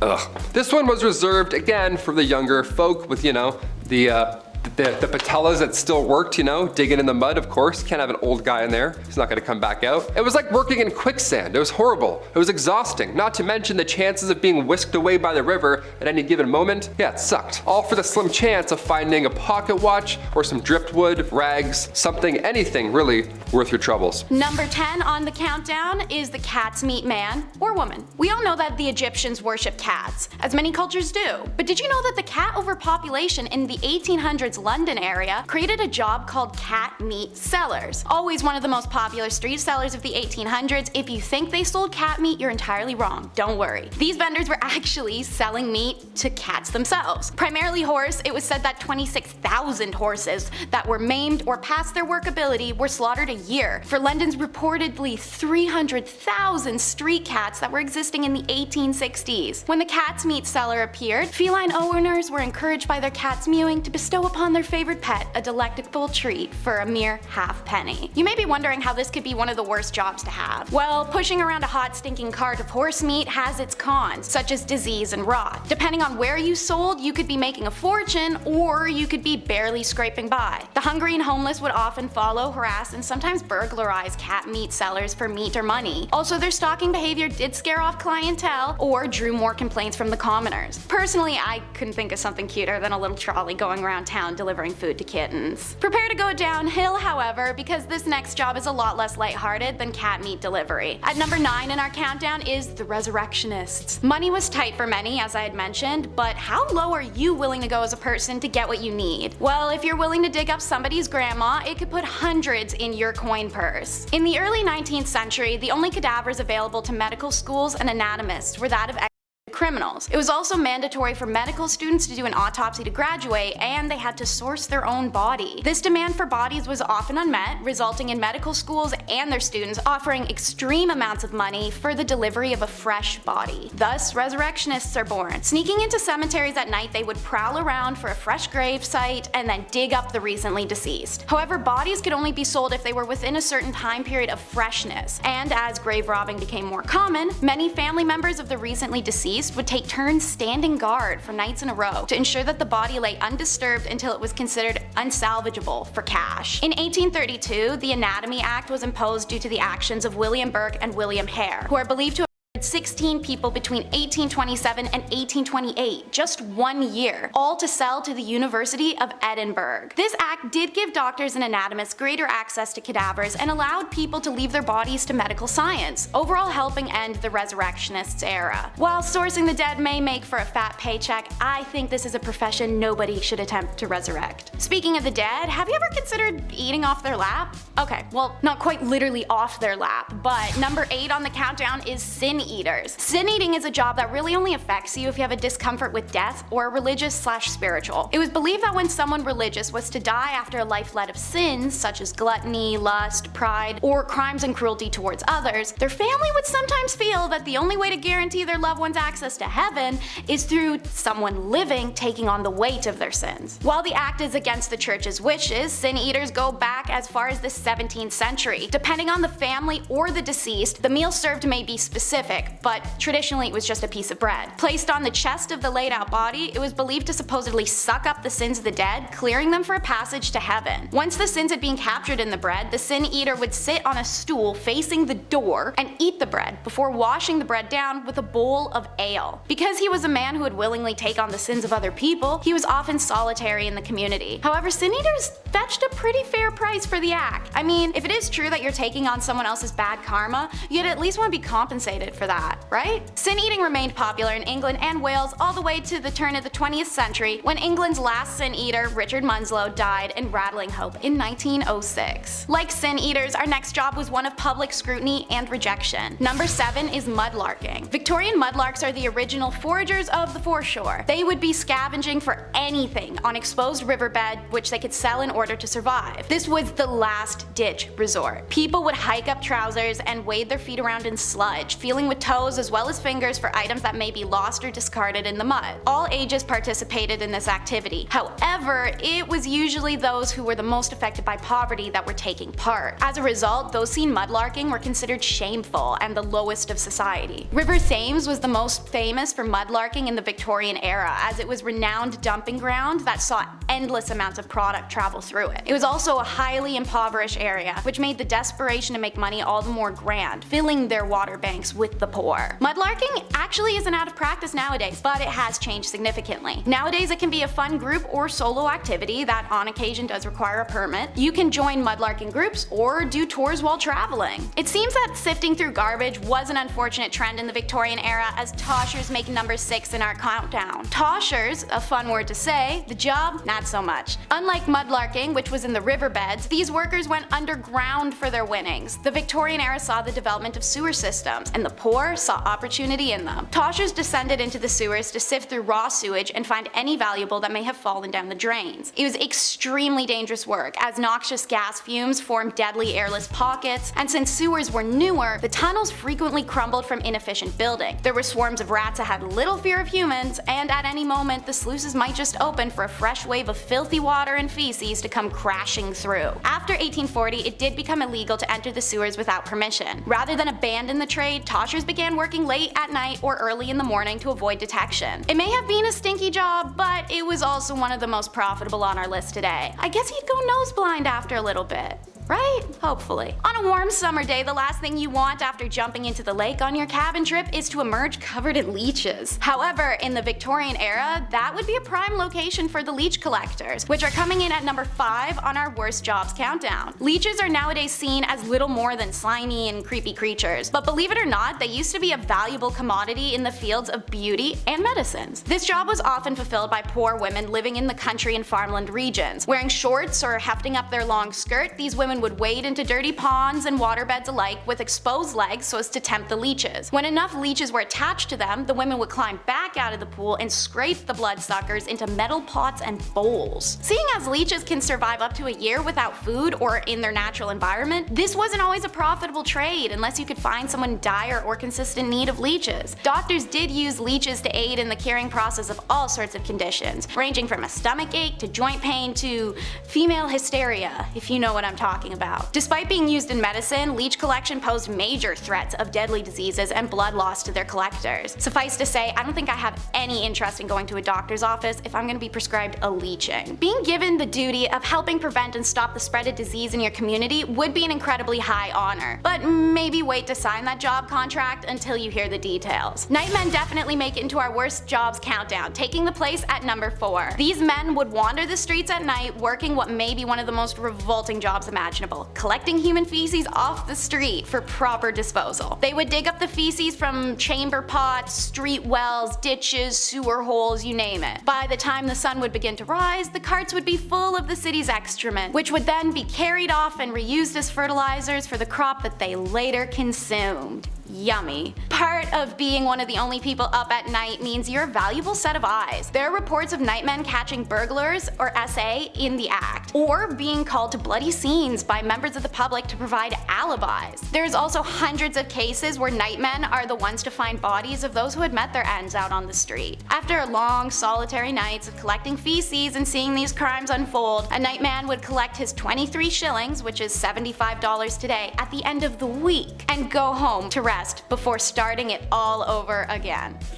Since we're already discussing dung, let's get this next one out of the way because it somehow may genuinely be a little bit worse than the last. At number 3, this is the pure finders. Please do not be deceived by the name because this job is anything but pure. In the Victorian era, tanners, who are leather workers, would use dog dung in their practice. Referred to as pure for how it purified the leather and ensured its soft flexibility, dog dung became a hot commodity due to the Victorian demand for leather. Leather was being used for just about anything as it was the hottest trend of this era. It was also being used for things like tack for horses and the necessary creation of shoes and books. To meet demands, tanners needed more dog dung, and so pure finding became a career. These finders would go deep into the cities and their sewers, trying to find where stray dog packs amassed so they could score the biggest load. Whenever dung was found, it'd be retrieved and placed into a covered bucket that would later be sold to a tanner. To make it a little worse for you guys, only some collectors wore a glove to protect their dung handling hand. But others considered it harder to keep a glove clean than a hand, and they opted out of the protection altogether. Yeah, think about that one. I feel like if this next job didn't exist, then maybe we wouldn't have needed the cat meat sellers from our first point in the countdown. Considered one of the most disease-riddled jobs of the Victorian era, it's rat catchers coming in second on our list today. The government was smart. It knew its people were suffering and that many were starving and struggling to make ends meet. So they issued a statement willing to pay people to deal with the rat infestations. Every rat would earn people a little extra cash. If someone could catch more than 5,000 rats in a year, they'd earn special privileges. While 5,000 sounds like it would be a lot, it's essentially 13 per day, and it only takes 21 to 23 days for a rat to give birth to its litter. I think you can do the math. It's said that the government's encouragement of rat catching in this time was the stepping stones towards more plague and diseases to come, as desperate poverty-driven people made poor attempts to catch these rats and caught the illnesses from them. Others cheated the rules. Some people actually intentionally bred rat colonies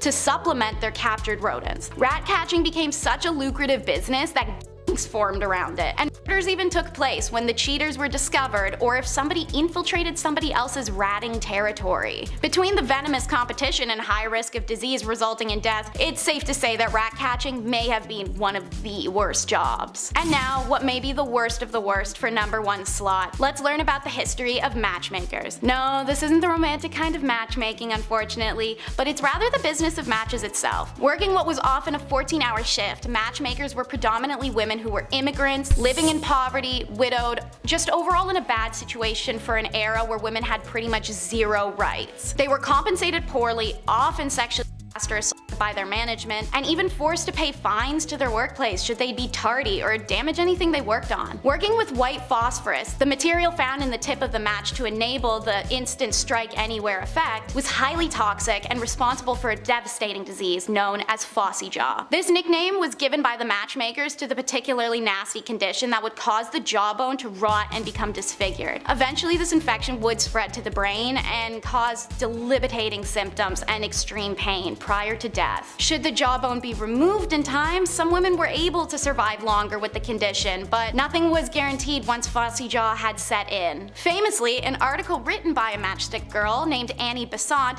exposed the conditions of matchstick companies in London. Infuriated, the factory owners fired her and attempted to force signatures of their other staff, stating that they were happy with their working lives. Refusing to do so, by the end of the day, 1,400 women had gone out on strike. Their demands were eventually met, but only 20 years later. It wasn't until 1906 that white phosphorus was made illegal in the use of matchsticks in the UK. The matchstick girls were a revolutionary step towards the deliverance of women's right and autonomy, a journey that we're still on today. Number 10, oral care. When it comes to overall healthcare, your teeth should also be in that list. And for the Victorians, typically they'd only really go to the dentist when the damage is near its breaking point. And because they didn't have any toothpaste that wasn't drenched in the multitude of poisons they thrived off on, people would brush their teeth using salt, typically putting salt on their fingers and then rubbing across their teeth. The toothbrush as we know today was invented in 1857, however, it wasn't until the nylon bristle toothbrushes of the 1930s came along that brushing one's teeth became more widespread. Salt is a natural disinfectant that helps with gum disease in a few ways. It removes loose debris and cleans the teeth and gums, but reduces inflammation and swelling and soothes the gums. It also gets rid of decay and plaque. Gum recessions can be caused by eating too much salt, and gums as part of the immune system may pull back to reveal a cementum of teeth, making them more vulnerable and less resistant to tooth decay. So while it may look effective, it's actually temporarily removing surface stains. As for salt, the same holds true. Salt acts as a surface abrasive and can definitely make the teeth look whiter, but it can definitely damage your tooth enamel, and unfortunately once your teeth is damaged,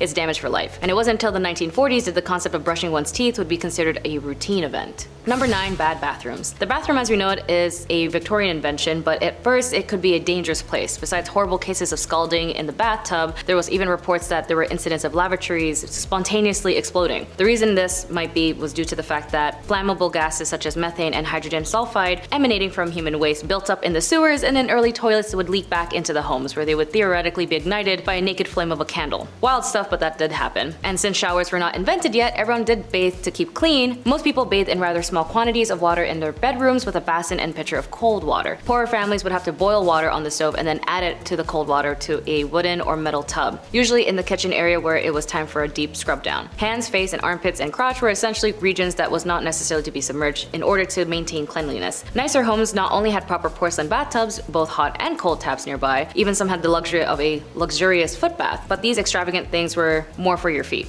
Number 8, flammable Parkinson. Although it's a great invention as it helped many advance many parts of our modern civilizations of immense proportions, it still aggressively fills out our landfills and destroys thousands of ecosystems. But still, it's a very useful material, but of course not everything about it at first was beneficial to its beholder. A British inventor named Alexander Parkes, who invented the moldible material and was considered the first celluloid of a bulk material for forming objects as we call today plastic. He christened it as Parkinson, but it quickly became known as its American name of celluloid. The development of celluloid was particularly spurred by the desire to reduce reliance on ivory with its shortage caused by overhunting, and the inventor Alexander was never able to see his invention reach to full fruition after his firm went bankrupt due to scale up costs. Such early plastics were highly desirable because they allowed everything from brooches to hair combs to billiard balls, previously only available in expensive ivory, to be made cheaply. It was even used to make collars and cuffs that could be easily cleaned. Unfortunately, Parkinson is also very flammable as it degrades and can self-ignite and is explosive on impact. Weird. Number 7, boracic acid in milk. No one should cry over spilt milk unless it's been treated by boracic acid, and in that case you should be 100% allowed to cry and your experiences are valid. In the 1800s, boracic acid was believed to purify milk, removing the sour taste and smell from milk that had gone off. In a casual remark in her widely popular 1861 book, Mrs. Beeton's Book of Household Management mentioned one should use boracic acid in their milk. She told consumers that this was quite harmless in an addition, but she was wrong. Boracic acid purifying milk was responsible for getting a lot of people feel sick. Small amounts of boracic acid could cause nausea, vomiting, abdominal pain, and diarrhea, but worse, it was what boracic acid concealed that was particularly dangerous, and before pasteurization, milk was often contained a huge amount of bovine TB, or, beef TB, tuberculosis, which would flourish in the bacteria-friendly environment created by the substance. Bovine TB damages the internal organs and the bones of the spine, leading to a severe spinal deformities. It is estimated that up to 500,000 young people had died from bovine TB from the milk in the Victorian period, which is why you should check your sources and not get everything from one source, like your mom telling you this random article that she found on Facebook.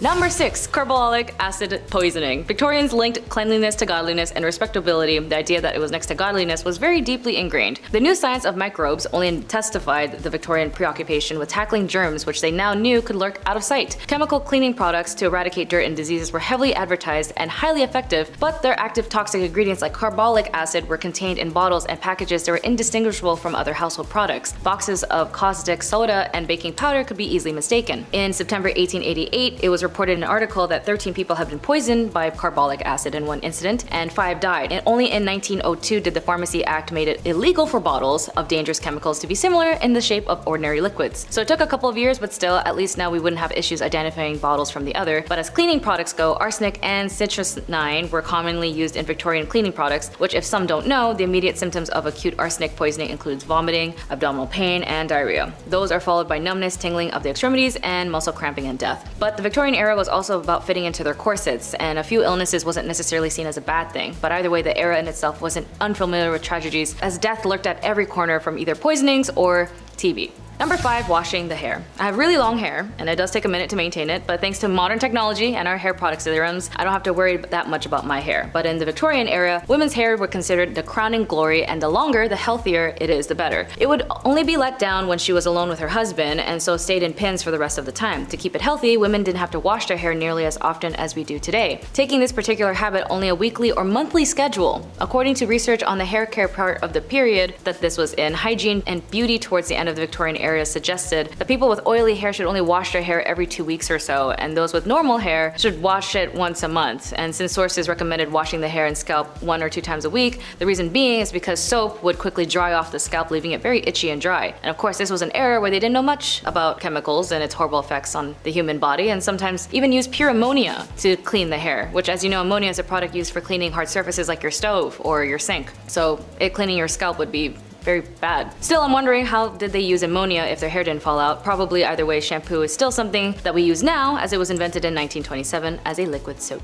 Number 4, bread alternated with alum. When basic staples like bread started to be produced cheaply and in large quantities for the new city dwellers, Victorian manufacturers seized the opportunity to maximize profit by switching ingredients for cheaper substitutes that would add weight and bulk. Bread was adulterated with plaster of Paris, bean flour, chalk, and alum. Alum is an aluminum-based compound today used in detergent, but then it was used as bread back in the day because it was whiter and heavier. Not only did such adulteration lead to such problems as malnutrition, but alum produced bowel problems and constipation or chronic diarrhea, which was also often fatal for people. Number 3, beauty. Those unlucky to be born with freckles were advised to rinse their faces with lemon juice, or in more stubborn cases, rub the crap out of their skin with carbolic acid, or sit in the sun until the freckles burnt off. And if premature wrinkles resulted from these harsh so-called cures, young women might be having the habits of their older relatives and drape their faces with thin slices of raw beef before bed. Sleeping with any animal fat on the skin, like fat, veal, lard, all that stuff, was thought to restore youthful suppleness and beauty. Looking fit and healthy is a very common shared narrative that has been defined and redefined multiple times throughout history, and when it came to the Victorian era, weight loss drugs was often permitted, and if anything encouraged for both genders, but mainly ladies, to maintain their figures in and out of corsets. Overweight women were instructed to drink their water with lemon, and if that didn't do the trick during the weight loss drugs, they would also use ingredients like arsenic and cocaine, believe it or not, tapeworm larvae. Skinny women didn't have an easy time either, as they were also told to lie still as often as possible in dim light to avoid all anxiety, endeavoring to feel indifferent to every sensation, as one book had recommended. Weird. Number 2, asbestos. Asbestos was the new wonder material of the Victorian era and was used in all manner of household objects as insulation for electrical appliances like toasters and hairdryers, mixed into plaster and applied to walls, and even some toys, which is actually still a problem that we're facing today. By the end of the 18th century, scientists have discovered many uses for asbestos, such as filters and for fire resistance. This paved the way for asbestos becoming a popular industrial materials by the mid-1800s. However, when commercial products of asbestos insulation began in 1879, the first case of an asbestos-related disease, described as curious bodies in the lungs, were detected in 1899. The first cases of asbestos and lung cancer attributed to asbestos exposure, which was diagnosed in the United States. Symptoms can vary into severity, but in common okay note, some types of asbestos are cleared naturally by the lungs or broken down already in the lungs, but long-term effects of the exposure doesn't show up until 10 to 40 years later. There is no cure for asbestos once it has developed, and because it's not possible to reverse the damage to the lungs, meaning those who were exposed to asbestos for a long time had the consequences the longer they were exposed to it. Number 1. Arsenic. We all have our own favorite colors. Mine depends on my mood, but it's usually red or black. For the Victorians, it was notably obsessed with the color green, even to the point that shades of green was driving them nuts. For some reason, they placed in a nice shade of green wallpaper, and everyone at home was just getting sick, from the young to the old. When a doctor in the 1860s noticed a spike of hospital visits, all the patients seemed to share the same idea of green wallpaper wrapped around their walls. The culprit was found in the dye used in the production of the paper, a vibrant green pigment containing a highly toxic metalloid, arsenic. The killer, as it so often turns out, was inside the house, plastered on every wall and beautifully decorated sheets. Wallpaper was killing people. While arsenic was known most as a rat poison in homes, the substance found its way in every other aspect of the daily life of the Victorian person. It could be found in household items such as food coloring, dresses and baby strollers, to makeup. When mixed with paint, arsenic created an alluring pearlescent effect, most typically a brilliant shade of green, and so it became fashionable to wear laurels and flowers painted with the dye. Like poisonous lead before it, radioactive radium after, dousing yourself in arsenic was a deadly fashion trend of the day. Chemists and governments were very well aware of the dangers of the element, but demanded that such miners pulled it out of the earth in volume nonetheless. In summary, it was a renowned designer and social activist named William Morris noted the poisonous substance and the new health regulations associated with it and decided to change it to non-toxic wallpaper. Number 10 is chloroform the hiccups away. Nowadays we know a nasty case of hiccups is curable by just holding your breath or chugging a bunch of water. But if this was 1899, you'd be prescribed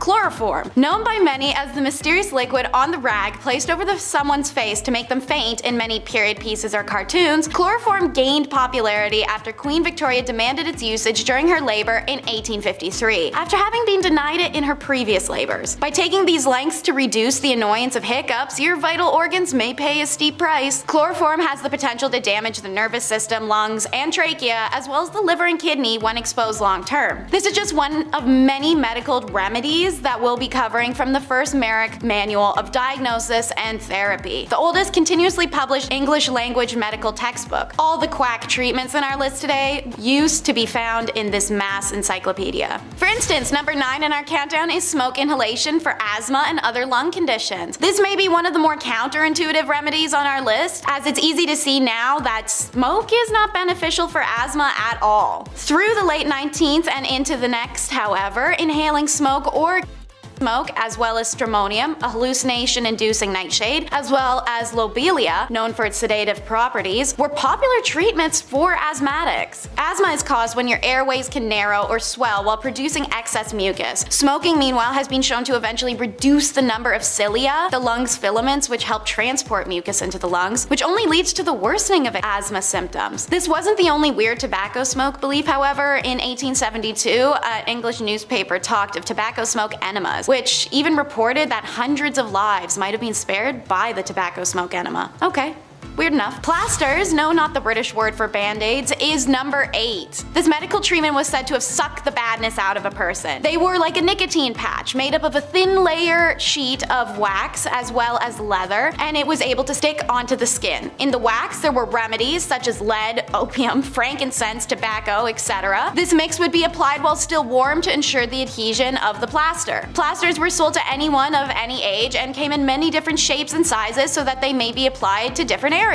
What were they used for? Everything. Cough, cold, period pain, organ failure, alcoholism, headache, the list can go on forever. Seeing as they wanted the patch to pull as much badness from the body as possible, these patches could be left on for 2 days to 2 weeks to forever, without washing, of course. Naturally, these patches trapped in a lot of moisture that could cause infections, blisters, rashes, and hives underneath, especially once the patch is removed and the skin is finally exposed to air. Arsenic, like plasters, was a cure-all, and it's number 7 in the countdown. If you've seen our other video, Top 10 Unusual Fashion Trends from the Victorian Era, you might know that arsenic was in everything in the Victorian era. Makeup, wallpaper, dye. No exception was made in medicine either, as arsenic was prescribed for anything from anemia in Merrick's diagnosis manual to anthrax, cancer, reduced libido, syphilis, or even cholera. While it was most popular to consume arsenic, it could also be inhaled or injected. Being a byproduct of smelting, it's no wonder arsenic was everywhere during the Industrial Revolution, as there was an excess of it. So it was incredibly accessible and a household remedy. Since doctors already prescribed it to do so much, everyday people just start to use it to treat any common ailment. Unsurprisingly, many people suffered arsenic poisoning symptoms. The ailments are now referred to as Fowler's disease. Number 6 is all kinds of gross and questionable. The everlasting pill. When the Merck manual was first published, part of the comprehensive treatment plan for an eruptive fever, which is a classification for diseases like scarlet fever, smallpox, and chickenpox, was actually laxatives. Castor oil was the main laxative choice for Victorians up until the debut of the everlasting pill, made up of a metal now known to be toxic called antimony, would be invented. Swallowing this would induce severe vomiting and diarrhea, thus giving the body what they thought to be a healthy cleanse, and their intention was to purge diseases from the body. It earned the name the everlasting pill, as the pill would pass through the gastric system mostly intact, meaning it could be retrieved and cleaned for future use. Seeing as the metal was greatly valuable at the time, it was quite common to keep it in the family and hand it down generation to generation. Imagine getting that in your granny's will. Watch out, it may shock ya. Number 5 is shock treatment. When profit can be made off of insecurity, unsavory business flourishes. Victorians honed in on the man's moral weaknesses as a cause for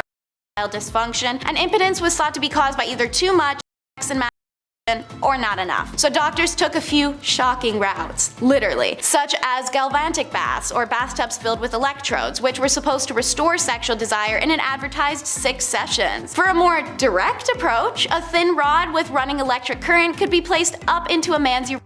Repeat that twice a week, about 5 minutes each time, and your little man should be ready to rumble. By the late 1800s, ads were running for electric belts aimed at weak men. They claimed to help cure kidney pain and sciatic nerve issues and backaches and headaches and nervous exhaustion, and of course, mainly their dysfunction. While today impotence is recognized as the result of physical or mental duress, age, or genetics, the belief that electric shock therapy is a useful cure for impotence still persists, and some studies have shown positive signs. See that, fellas? Don't knock it till you try it. Number 3 is not for the faint of heart. They loved leeches. It may be crazy to imagine, but between the late 1700s and well into the early 1900s, there was a booming leech trade all across Europe. Leeches were shipped from Germany to America by the tens of thousands. England even had to start importing them from France by the mid-1800s, as their own leech stocks were not even enough to supply their own doctors. Francis Bourgeois believed that all diseases resulted from the excess buildup of blood, and documented this belief in a medical journal that would subsequently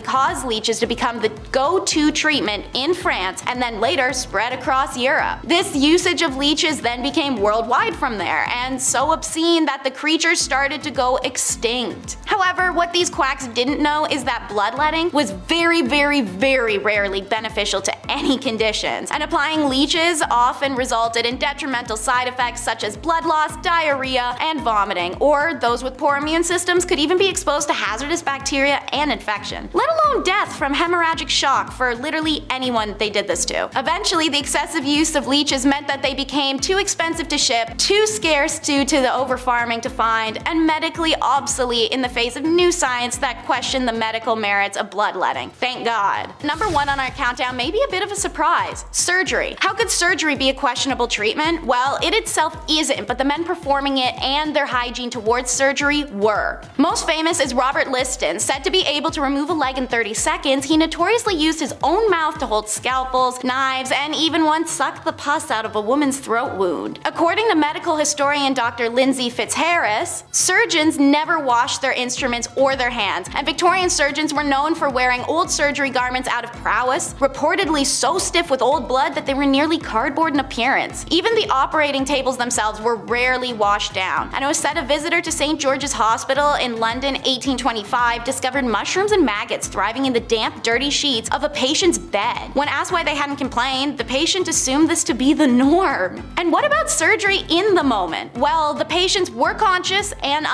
as they were operated on, and surgeries needed to be fast as a result. 1 in 4 people died after their surgery, whether it was still on the operating table or from infections afterwards. But what about our buddy I mentioned, Dr. Liston? Only 1 in 10 of his patients died. This was because of his speed. "Time me, gentlemen, time me," he'd shout to the surgery spectators to put his legendary speed to the test. Sure, he did accidentally castrate somebody once because of his wild motions, but nobody's perfect. In fact, while he's remembered for being the first surgeon to use anesthesia, wash his knives, and invent a still used medical tool, he is the only surgeon to ever have a 300% death rate. I'd be remiss not to mention that during a leg amputation, his lightning speed reportedly cut off 3 fingers of the assistant who had been holding down the patient. Then, as he brought the knife back up, he slashed the coat of a spectator. The spectator reportedly died immediately of fright, likely a heart attack. Though the assistant and patient survived initially, like most who were treated in Victorian hospitals, they died not long after from infection, which was also just called hospitalism at the time because of how many people died that way. It's easy to say that going to a Victorian surgery or a hospital may have been as efficient as rubbing dirt into a wound. Number 10.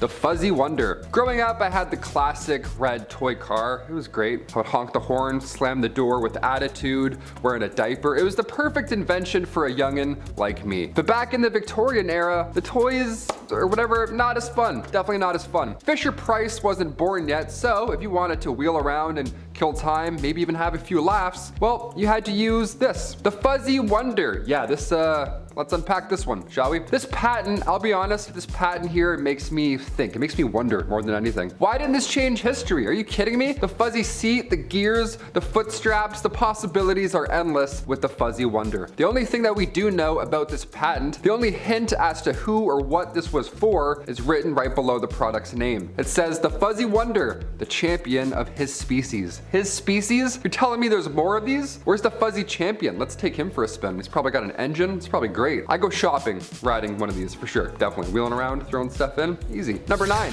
Top hat cigar holders. Yeah, this one here is so Victorian. I love it. In the Victorian era, smoking cigars was a popular pastime amongst wealthy men. If you were rich, you had to smoke cigars all day, every day, and then cough nonstop. Cigar holders, of course, were used to prevent the cigar smoke from directly entering the smoker's mouth and to keep the cigar cool and on your persons. There were various types of cigar holders during the Victorian era, ranging from simple wooden or metal tubes to more elaborate designs made of ivory, silver, or sometimes gold. Fancy schmancy. Some holders were designed to be attached at the end of a walking stick, while others could be worn as a pendant on a chain, or in this case, for some reason, a top hat. Yeah, why is there smoke coming from that man's head? I wonder if he's okay. Oh, he's just bad. That's cool. My mistake, sir. Continue on with your Victorian cigar stroll. Yeah, people's heads were smoking. They would keep all of them lit on their top hat. What a weird place to hold them. Cigar holders were often personalized with the owner's initials or family crest, and they were considered a status symbol, although it looked ridiculous on a top hat. This was a way to flex your wealth, you know what I mean? There were no broke boys walking around with top hats. No way. Or cigar holders on said top hats. No way, that's insane. That's a lot of weight on a hat. I'd be doing this a lot. Number 8, the fork and knife cleaner. In theory, in the Victorian era, this one sounds great, but it also seems like way more effort than just hand washing, you know? I don't know, let's talk about it. Invented in 1850 by Thomas Parker in Kensington, the knife and fork cleaner in the 1850s, it was pretty significant. It was a big improvement in the process of cleaning cutlery, a bit, I guess. Prior to this invention, cleaning knives and forks was a time-consuming and often challenging task. Definitely harder than it is today to wash a dish. The knife and fork cleaner consisted of a handheld device with multiple bristles and brushes and gears that would all fit around the knife or the fork, and then it would spin and move around. Again, looks like a saw trap. The user would then rub the utensil back and forth through the bristles to remove any food or debris. It took a while, and like I'm saying, a little bit more effort probably. This invention was particularly used for commercial kitchens where large quantities of cutlery needed to be cleaned quickly, so restaurants, whatever. It was also popular among households, even though it didn't last too long. It's definitely worth a mention. It looks scary more than anything. I wouldn't be like, ugh, clean up my fork, like don't eat my arm, thank you. Number 7, Vigor's horse action saddle. All right, now we're into it. Here we go. I mentioned the Fuzzy Wonder earlier. This thing here, Vigor's horse action saddle. This saddle would sit somewhere in your home, ideally in a place where no one else could see you. That's great, that's a start. The way they marketed this thing back then, they made it sound like it was an actual health benefit riding this big for lack of a better term. That's all it did. It just vibrated and you sat on it. That's all I'll say. It's all I'm allowed to say. On the patent, it states that Vigor's horse action saddle can promote good spirits, it quickens circulation, it stimulates the liver, and probably other places, and it even creates an appetite. Yeah, all that in a thing that shakes you up in the corner of your house. Imagine it's the Victorian era and you have to watch your drunk uncles take turns riding this thing all weekend long. This is far too intimate for the family room. This is kind of gross. Yeah, it vibrates a lot and really hard, so that's it. You can do the rest. You can think the rest of the thoughts, dirty freaks. Number 6, the toilet mask. Madame Rowley's toilet mask. Okay, where do I even begin with this one? At first, I thought that this was a mask that you had to wear while you took a shit. I mean, compared to everything else on this list, I was like, yeah, sure. People would wear the Phantom of the Opera masks every time they had to go to the washroom. Probably, who knows? They were weird back then. A toilet mask was not that. I mean, not too far from that. A toilet mask was a natural beautifier for bleaching and preserving your skin. Victorian bleach. Easy, that's fun. The patent even stated that this mask would remove complexion imperfections. Complexion imperfections, see you later. Huh, what a treat. How lucky are we? All you have to do is wear this mask 3 times a week. For how long? I don't know, doesn't say. Just feel it out, I guess. Just feel out the bleach. Turns out lead cosmetics pasted onto a mask and bleach, turns out it was not beneficial for your health at all. Who knew? Not me. Yes, let me put on my bleach mask before, well, I can't breathe or see anymore. Never mind, I'm gonna stop wearing that. Number 5. Automatic smoking machines. When I read about this, I actually laughed my ass off for like a minute straight. I get some of these inventions, or where these inventions were trying to go. Like an indoor saddle, sure, that's fun, I guess, if you want it to be. The mask at the time was thought to have beauty benefits. The automatic smoking machine was all bad. I don't see any good thing about this thing. It's not even designed well. It looks like shit in the corner. It was just a machine that smoked all of your cigarettes. Yeah, it smoked them automatically and then blew the smoke all over your curtains. What a great invention. Nice, 10 out of 10. Gotta review that. What a perfect addition to the family. This thing, first of all, was not small. It was not petite. It looked like a saw trap placed in the corner. It was so Victorian and scary looking. There's gears and pulleys and they're like, there's smoke pluming out at random places. It's like having a choo-choo train in your house. Who wants this? A choo-choo train that gave you lung cancer. Nice, score. Merry Christmas. Yeah, fire it up. It only takes 80 cigarettes at a time.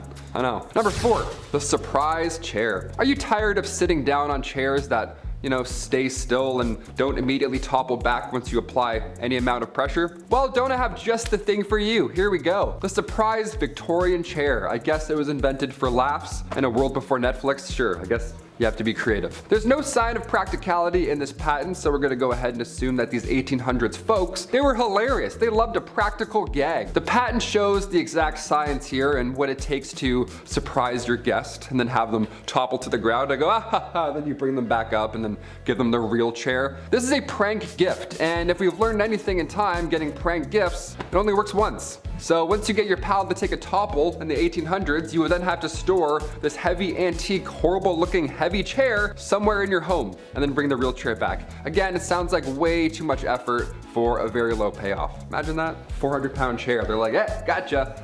All right, who next? Number 3, toilet troubles. Now, the Victorian era, it was unsanitary to say the least, sure, but it was also dangerous in ways that you wouldn't expect. Some random poo-poo signs coming out of you. One of the greatest Victorian inventions was the bathroom. I love this one, it's great. Now, it took a few tries to figure out the whole methane gas problem, but we did it. Yeah, spontaneous combustion of the bathroom was weirdly common in the V era. Flammable gases like methane and hydrogen sulfide, well, they built up over time with human waste, and more human waste, and just, well, so much and gases, it built up in the sewers and eventually it backed up into our homes. Next thing you know, you're lighting a candle and then your bathroom's gone and you're gone and there's shit everywhere and it's the Victorian era and you're like, what do I even do right now? What just happened? What science was that? Number 2, the wave rockin' bath. Seaside at home, let's do it. Are you tired of regular bathtubs that are stationary, relaxing, and don't soak your entire floor in minutes? Well, the Niagara wave rockin' bath washes all that away. Yep, see you later.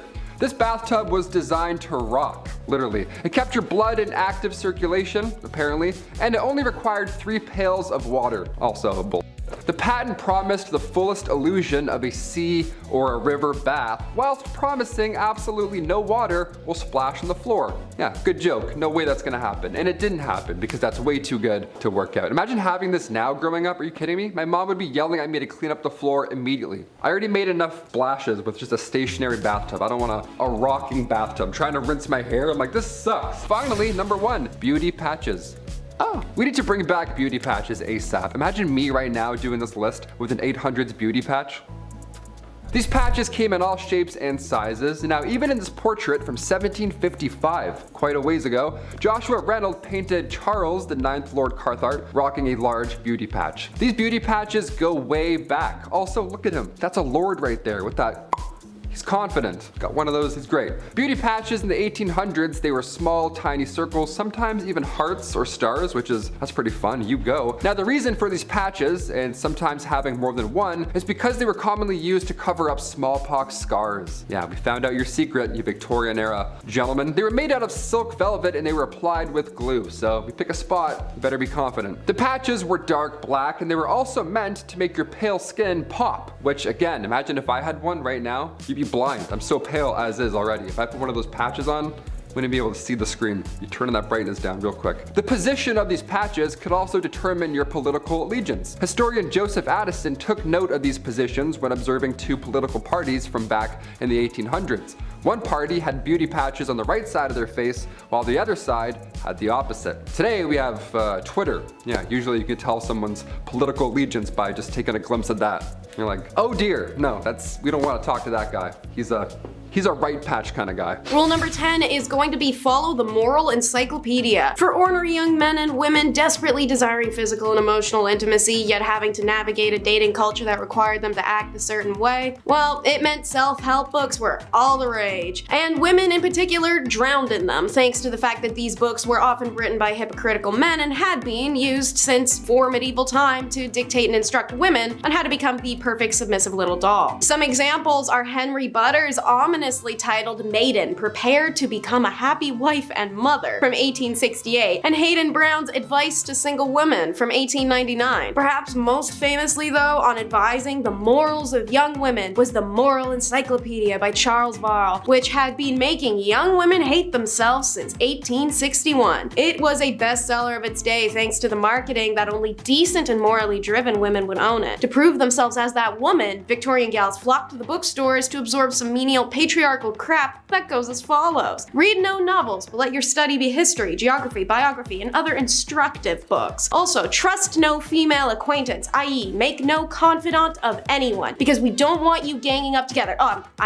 Possibly breaking your feeble tongues, having a conversation. Oh, and if you get a pimple, expect nobody to ever love you again. To quote, remember that whereas the character of a young lady is considered angelic, and blemish in it would withdraw the respect men have for you. Rule number 9 is to follow a handbook of etiquette for ladies. Following on a similar sales tactic of gaslighting, only perfect and honorable women know all the rules of etiquette. Oh, you don't? Oh, well, that's such a shame. Now you lose all your honor. You know, though, I can help you out. It's pretty convenient that right here behind me, I have this book I wrote and it has all the rules. I mean, I can give it to you so you can restore your honor if you give me like $30, I don't know. So, what's in this immensely popular bestseller from the 1860s that bullies women? Well, I'm so glad you asked. First up, keep that bling to a minimum, mamas, as you should never wear mosaic gold or paste diamonds. They are representative of a mean ambition to appear what you are not, and most likely what you ought not to wish to be. You got a problem with that? Well, sucks. Pipe down, because it's better to say too little than too much in company. Let your conversation be consistent with your gender and age. Don't forget to never talk about yourself either, as such discussions cannot be interesting to others, and the probability is that the most patient listener is laying the foundation for some tale to make you appear ridiculous. If you do open your mouth and your choice is to be a dirty joke, girl, BFF, because a double entendre is detestable in a woman, especially when perpetrated in the presence of men. No man of taste can respect any woman who's guilty of it. Oh, my personal favorite. Did you break something while a guest in someone else's house? Nah. As a lady, you can't do that. It's not possible. Pretend like nothing ever happened. Don't own up to it and gaslight your host. If at another's house, should you break anything, do not appear to notice it. Your hostess, if a lady, would take no notice of the calamity, nor say, as is sometimes done by ill-bred persons, oh, it is of no consequence. consequence. Rule number 8 is having a dress for all occasions. Should you not? Well, that's not proper etiquette. As a middle or upper middle class Victorian woman, your job was to spend your day like a Bratz doll, changing every few hours. This is because of the strict etiquette of the time, which dictated that certain dresses were for certain activities, which meant you had to plan your errands around your outfit changes that made it possible for you to run your errands. Isn't that fun? Women would start with the morning time dress, which was relatively comfortable by Victorian standards. However, for us, it would still feel like wearing an iron reinforced tube sock on our entire body. It was simpler in appearance and designed for only the home. Want to take a stroll in the park? Out of the morning dress and into the walking dress. The skirts are shorter by several inches and didn't have a train, so they weren't dragging a leaf pile behind them as they went. The materials were usually rich in color and pattern to be admired amongst the greenery. When women returned home from their daily walk, they would change into dress number 3, or the afternoon dress for receiving visitors or visiting others. The skirts had a longer train and the neckline was usually a little lower. After some visiting time, dress number 4 gets whipped out for dinner, and it was the most formal of all casual dresses. Usually silks, satins, velvets, exactly the type of precious material you want to spill food on. Ball gowns weren't for regular wear, but they were required for fancy occasions, so you had to own them too. Rule number 7 is to mourn properly. Another dress all women owned was an all-black mourning dress. They kept these bad boys on lock for whenever someone died, which was arguably something to look forward to in the Victorian era. Thanks to Victoria being the most extraordinary and dramatic woman of all time when her husband Prince Albert died in 1861, and she spent a bajillion years dressing like a vampire and wearing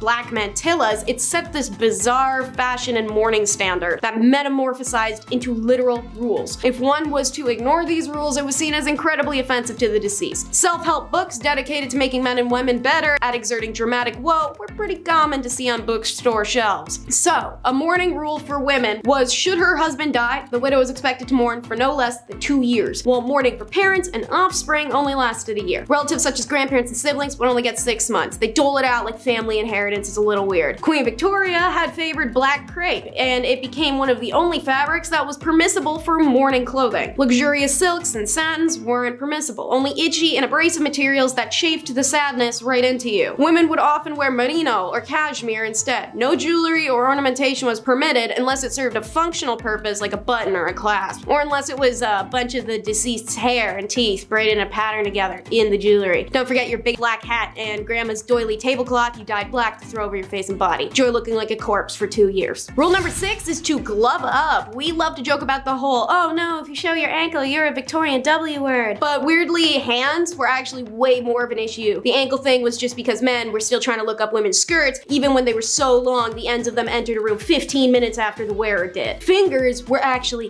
the gasp-worthy thing of the day. It was considered highly inappropriate to walk in public spaces with uncovered hands, and would draw a lot of ill repute to those daring damsels who did. In fact, women's hands were so scandalous, both written and unwritten rules of Victorian etiquette unanimously agreed that if a man and a woman happened to be walking on an unevenly surfaced road, it was the one and only time that he could take her hand if they were unwed. Funny that the only permissible contact between the couple yet to be engaged is to prevent her needing to be picked up from a Victorian pile of mud sludge. It does not matter where you are headed outside of your home, you must wear gloves, which weren't just a popular fashion accessory, but as stated, social necessity. Like every other item a woman could wear in this era, there were many kinds of gloves based on the occasion. For example, daytime was for short gloves, which usually bore designs, embellishments, whereas in the evening, gloves had feathers, satin ribbons, and other super flammable decorations. Rule number 5 is the modest dip. Because we're on the topic of acceptable fashions and modesty, a Victorian woman taking a dip at the beach pretty much looked the same as 4 burly men sitting in an ice fishing hut in Alaska. First of all, this was something only middle and upper middle class people could really do, as it required money. You had to rent bathing machines, which looked like outhouses on wheels, but were really covered carriages that drove through the shallow water of the beach. There was a hole in the bottom that the ladies could stick their legs into, or sometimes submerge their whole body, but that was ill-advised. Not because the water was filthy, which it was, and riddled with corpses and poison to boot, but because creeps could come swimming up and see your bare legs. Can't afford the traveling outhouse? Well,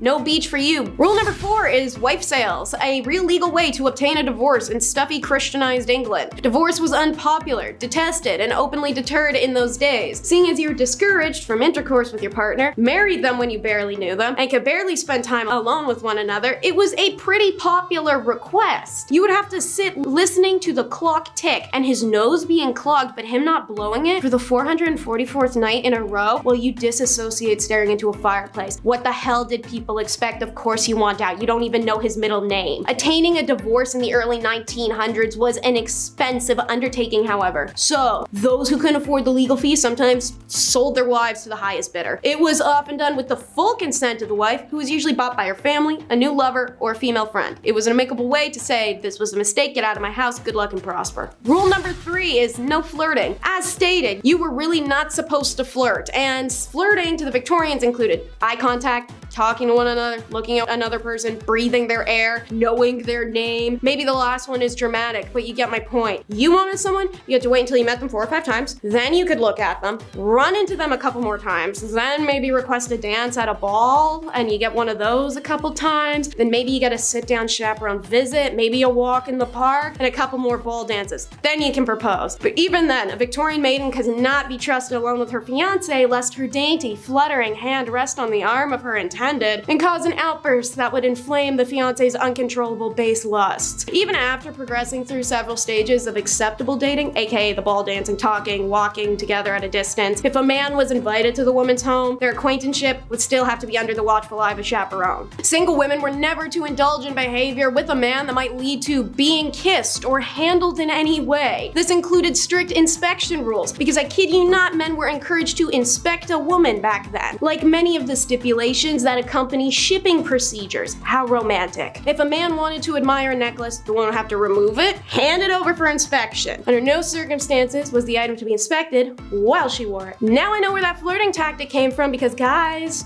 y'all love that whole jewelry admiring flirt, and it isn't subtle. And of course, during the chance encounters in one's club or in the park, staring boldly at someone you knew without acknowledging him or her, known as cutting, was the ultimate display of bad flirting manners in Victorian times. Guess they didn't like them bold back then. Rule number 2 is coming out. Not like that. Coming out in Victorian times meant a woman was tired of being in her parents' house, and if she wanted out of it, meant she had to go find a semi-tolerable guy whose house she could move into in return for a cool ring on her left hand. This had to be a whole big announcement, because to attend such events that a woman needed to meet a potential suitor, she required the explicit permission of her mother. Only after stating her intent could the chaperones be organized, because she can't go alone. Think of Bridgerton. Rich families might accompany the announcement with a series of parties or even a royal visit. Middle-class families might hold a celebratory feast. Lower-class families might not formally celebrate the announcement at all. Instead, the young woman just changed her appearance to show availability. This could be putting up her hair, donning a long dress, and accompanying family members to social events like church service, church dinners, festival balls. Coming out was best done during the in-season, a literal term. It meant the 4 months from April to July where the upper-class families up and down the country would send their teenage daughters to London. After flocking there en masse, the upper classes would congregate a series of balls and dances for the purpose of meeting, matching, and reproducing the next generations. At these events, the race was on to find someone with whom to make love. Again, this phrase of whose meaning has changed considerably over time. Making love in the Victorian age meant seeking out someone who might one day come to love you. This was done by eligible bachelors going up to girls' chaperones, giving them a little card, requesting a dance with her. Her dance cards would be stacked in cue order in which the men got their dances, and they were only allowed 3 per woman. End of the night rolls around, and our maiden will choose if she liked a suitor and have her chaperone return the card to indicate, oh yeah buddy, it's on. Rule number 1 is how to travel, aka how not to have fun. Here's your duties when you're traveling as a Victorian lady. Listen up, take notes. Dress appropriately. This is usually a dress similar to the morning gown, lighter and easier to move around in, but most importantly plain and understated with few details. They would accessorize with dark leather gloves, straw bonnet, and of course a travel corset, which was apparently said to be much less restrictive. Pick your seat carefully. It was customary for a woman traveling alone to choose a seat either next to another woman or an elderly gentleman. Women traveling alone were seen as prime targets for pickpocketers and thieves. It was usually only done to poor women without chaperone options, but all women, rich or poor, were instructed to keep only a small amount of customary spending cash on their person and give the bulk of their dough to their driver or escort to keep safe. Speak when spoken to, as only men were allowed to spark conversation with a lady, never the opposite way around. Women were expected to respond politely and accept invitations invitations to the refreshment saloon, even if they didn't want to go. That's because of the next rule. Never ever be rude while traveling, especially alone. It was imperative a woman act with the utmost class, even if being accosted by a persistent male passenger. But make sure you don't pester him. If a woman is traveling with a male companion, it's not appropriate to ask him such questions as, when do we get there? How far is it? You know you're making the wrong turn. Yes, you are. I know you are. I've been this way before. Look, that was the wrong way. How much time do you think that wrong turn added? Do you want to stop and grab something too? Yeah, no, strictly forbidden. Can't do that crap. But don't forget, you're also a babysitter to the because if the lady's male chaperone accidentally wandered into designated female compartments, it was her fault for either inviting him into the quarters or not alerting him of the specialized area. And lastly, while traveling, don't check yourself in. If a journey requires a stop at a hotel along the way, the lady would remain in the carriage while the driver escort took care of all the room arrangements, likely because it was unheard of for a woman to make such a decision on her own. Number 10. Tulle skirts. Tulle skirts were a major problem. Although these were chiefly worn by ballerinas, ballet has always been a destructive form of dance when it comes to basically how it affects the body. I mean, many ballerinas literally have their toenails fall off as a result of dancing on point. That's just kind of like an assumed part of the profession if you're dancing point. However, we aren't even talking about the feet here. We're actually talking about how safe the costumes are, the literal garments they dance around in, not even their shoes or their feet. The answer to that question? They're not very safe. Considering that before electricity, many danced on candlelit stages, you'd likely be horrified to hear just how flammable these costumes were. There are many examples throughout history of ballerinas and dancers getting too close to candle flames while in their costumes and basically lighting on fire. And I gotta say, I've listened to multiple podcasts that have talked about this, so I could recommend some to you. If you want some, let me know in the comments, I'll send them your way. Emma Livry is by far one of the most famous ballerinas though to have caught flame. She actually did initially survive the incident, but she died 8 months later as a result of her injuries. That sounds terrible. And there were honestly countless others who suffered similar fates. The really terrible thing is, back in the day, this is something new that I found out, we actually had the means to make fire retardant costumes, but they affected the aesthetic of the costumes, making the costumes appear a little bit more stiff. So rather than try to save the more than thousands of ballerinas who died in even just a single year, we decided to opt for beauty over safety. To me, that's pretty scandalous, I'm gonna be honest. Number 9. Showing some shoulder. Ooh. The crazy thing is we actually just came from an era before this when showing shoulders was actually considered very fashionable. But by the time the Victorian era really started to kick into gear, this was actually considered completely improper. Paintings even had to be repainted to reflect this new trend because showing a bit of shoulder literally frightened some people. They were like, oh, I can't look at it. Repaint that painting. Cover those shoulders up. I'm not joking, that's a real thing.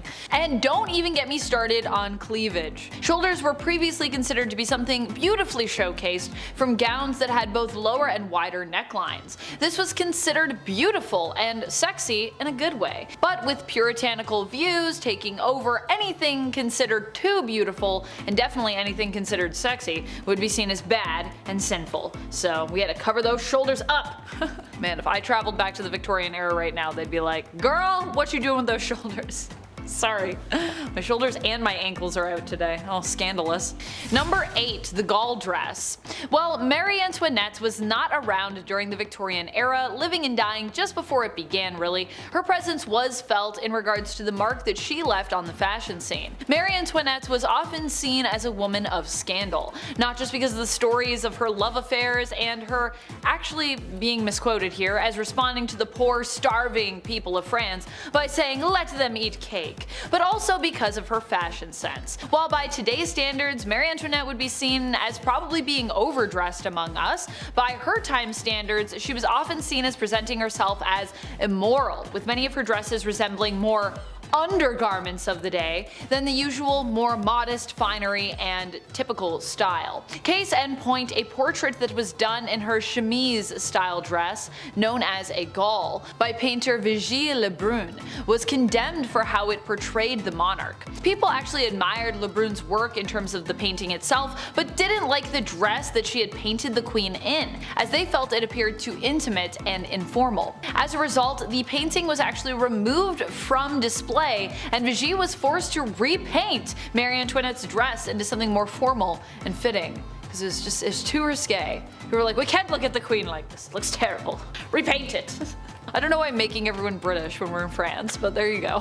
Number 7. Fainting room. By today's standards, fainting rooms might seem quite scandalous. And while they were very fashionable back in the day, often being linked to corsets, at least so we think, in reality, fainting rooms actually had less to do with corsets and more to do with people's desires to nap without having to bother with all the business of undressing, getting in bed, getting back up, having the bed remade, and completely redressing. Instead, fainting rooms were a place where you could sneak off to for some peace and quiet during a busy afternoon or major social event, or simply a place you could just go to rest for a bit without having to do the whole sleep time ritual that usually accompanied, going to bed. What's more scandalous is the fact that the women who were known to actually faint back in the day, that is true, and even today women still faint, people still faint, had this malady attached to corsets by physicians. Usually, of course, men back in the day who simply just didn't know what was wrong with these women to make them faint so much. So what did they do? They blamed corsets, of course. Although to be fair, corsets are notoriously bad for your health. But still, I just love that these doctors were like, I don't know what's wrong with this woman. Corsets, they make her faint, that's what it is. Probably iron deficiency, heat, being overdressed in the heat, there's a lot of reasons why people faint. Number 6. Scheele's green. This dye color became super popular in the Victorian era, but is also known for being literally made out of poison. If you're worried that women of the day didn't know that at the time, nah, they were actually informed on this, yet they still chose to wear this color because, it was simply too gorgeous. Hey, it's worth it. A little bit of arsenic poisoning, no problem. It did cause symptoms of arsenic poisoning among those who wore the dresses dyed with this color because it's dye, this fabric is still rubbing up against your skin, still getting absorbed through your pores, but it actually caused even more harm to those who made and dyed the garments with it. Because, they're the ones actually breathing that in and stuff. Yikes. Number 5. Bloomers. Bloomers were one of the first styles of pants women gravitated towards in the Victorian era. They were worn in rebellion of the often unruly skirts of the day, which made it hard to move around and, well, honestly probably do anything. Female cyclists instead preferred to wear bloomers, causing much scandal as people felt it was improper for women to dress so masculinely. How dare you. Basically, bloomers are like more floofy pants is how I would describe them, and people felt that pants should be reserved for men to wear. Even the floofy ones. They were like, women can't have any pants, not even floofy pants. I gotta say, I would totally rock some Victorian era bloomers and be causing all the scandals myself if I were around back then. They definitely look more comfy than pretty much almost everything else women were wearing. The bloomers got their name from a prominent American feminist of the time, Amelia Bloomer, though she herself did not invent them, but she was a person that basically spoke out and was like, why can't women wear pants? Although Amelia Bloomer did fight hard for women's rights, she herself is not someone I believe we should just straight up glorify, to be clear. She also said some pretty terrible things about Native Americans, and she also seemed to be content with civilians taking the law into their own hands and literally hanging people deemed undesirable in their community, so it's a big yikes from me. Number 4. Corset. Corsets didn't originate in the Victorian era, but they definitely became iconic in regards to the fashion of that time period. That's because slim waists, they came back into fashion, baby. They also became iconic for the fact that they were causing great damage to the people wearing them. While I too do love to don a corset from time to time, it is important to make sure that you don't push it when you're wearing them, and it's important to remember that this extreme form of shapewear literally has a history of moving people's insides around as a result of wearing them daily or even just regularly. Honestly, even me wearing it every now and then is not good for you. Just corsets aren't good for you. So even just wearing a corset, every now and then, it's not good.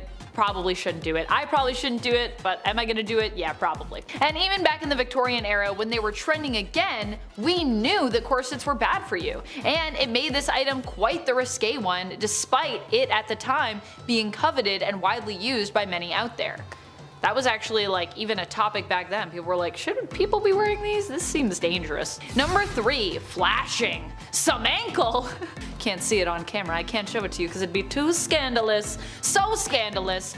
As silly as this sounds now, especially with it being summer right now, as I'm talking about this, a time when being underdressed is really just being comfortable.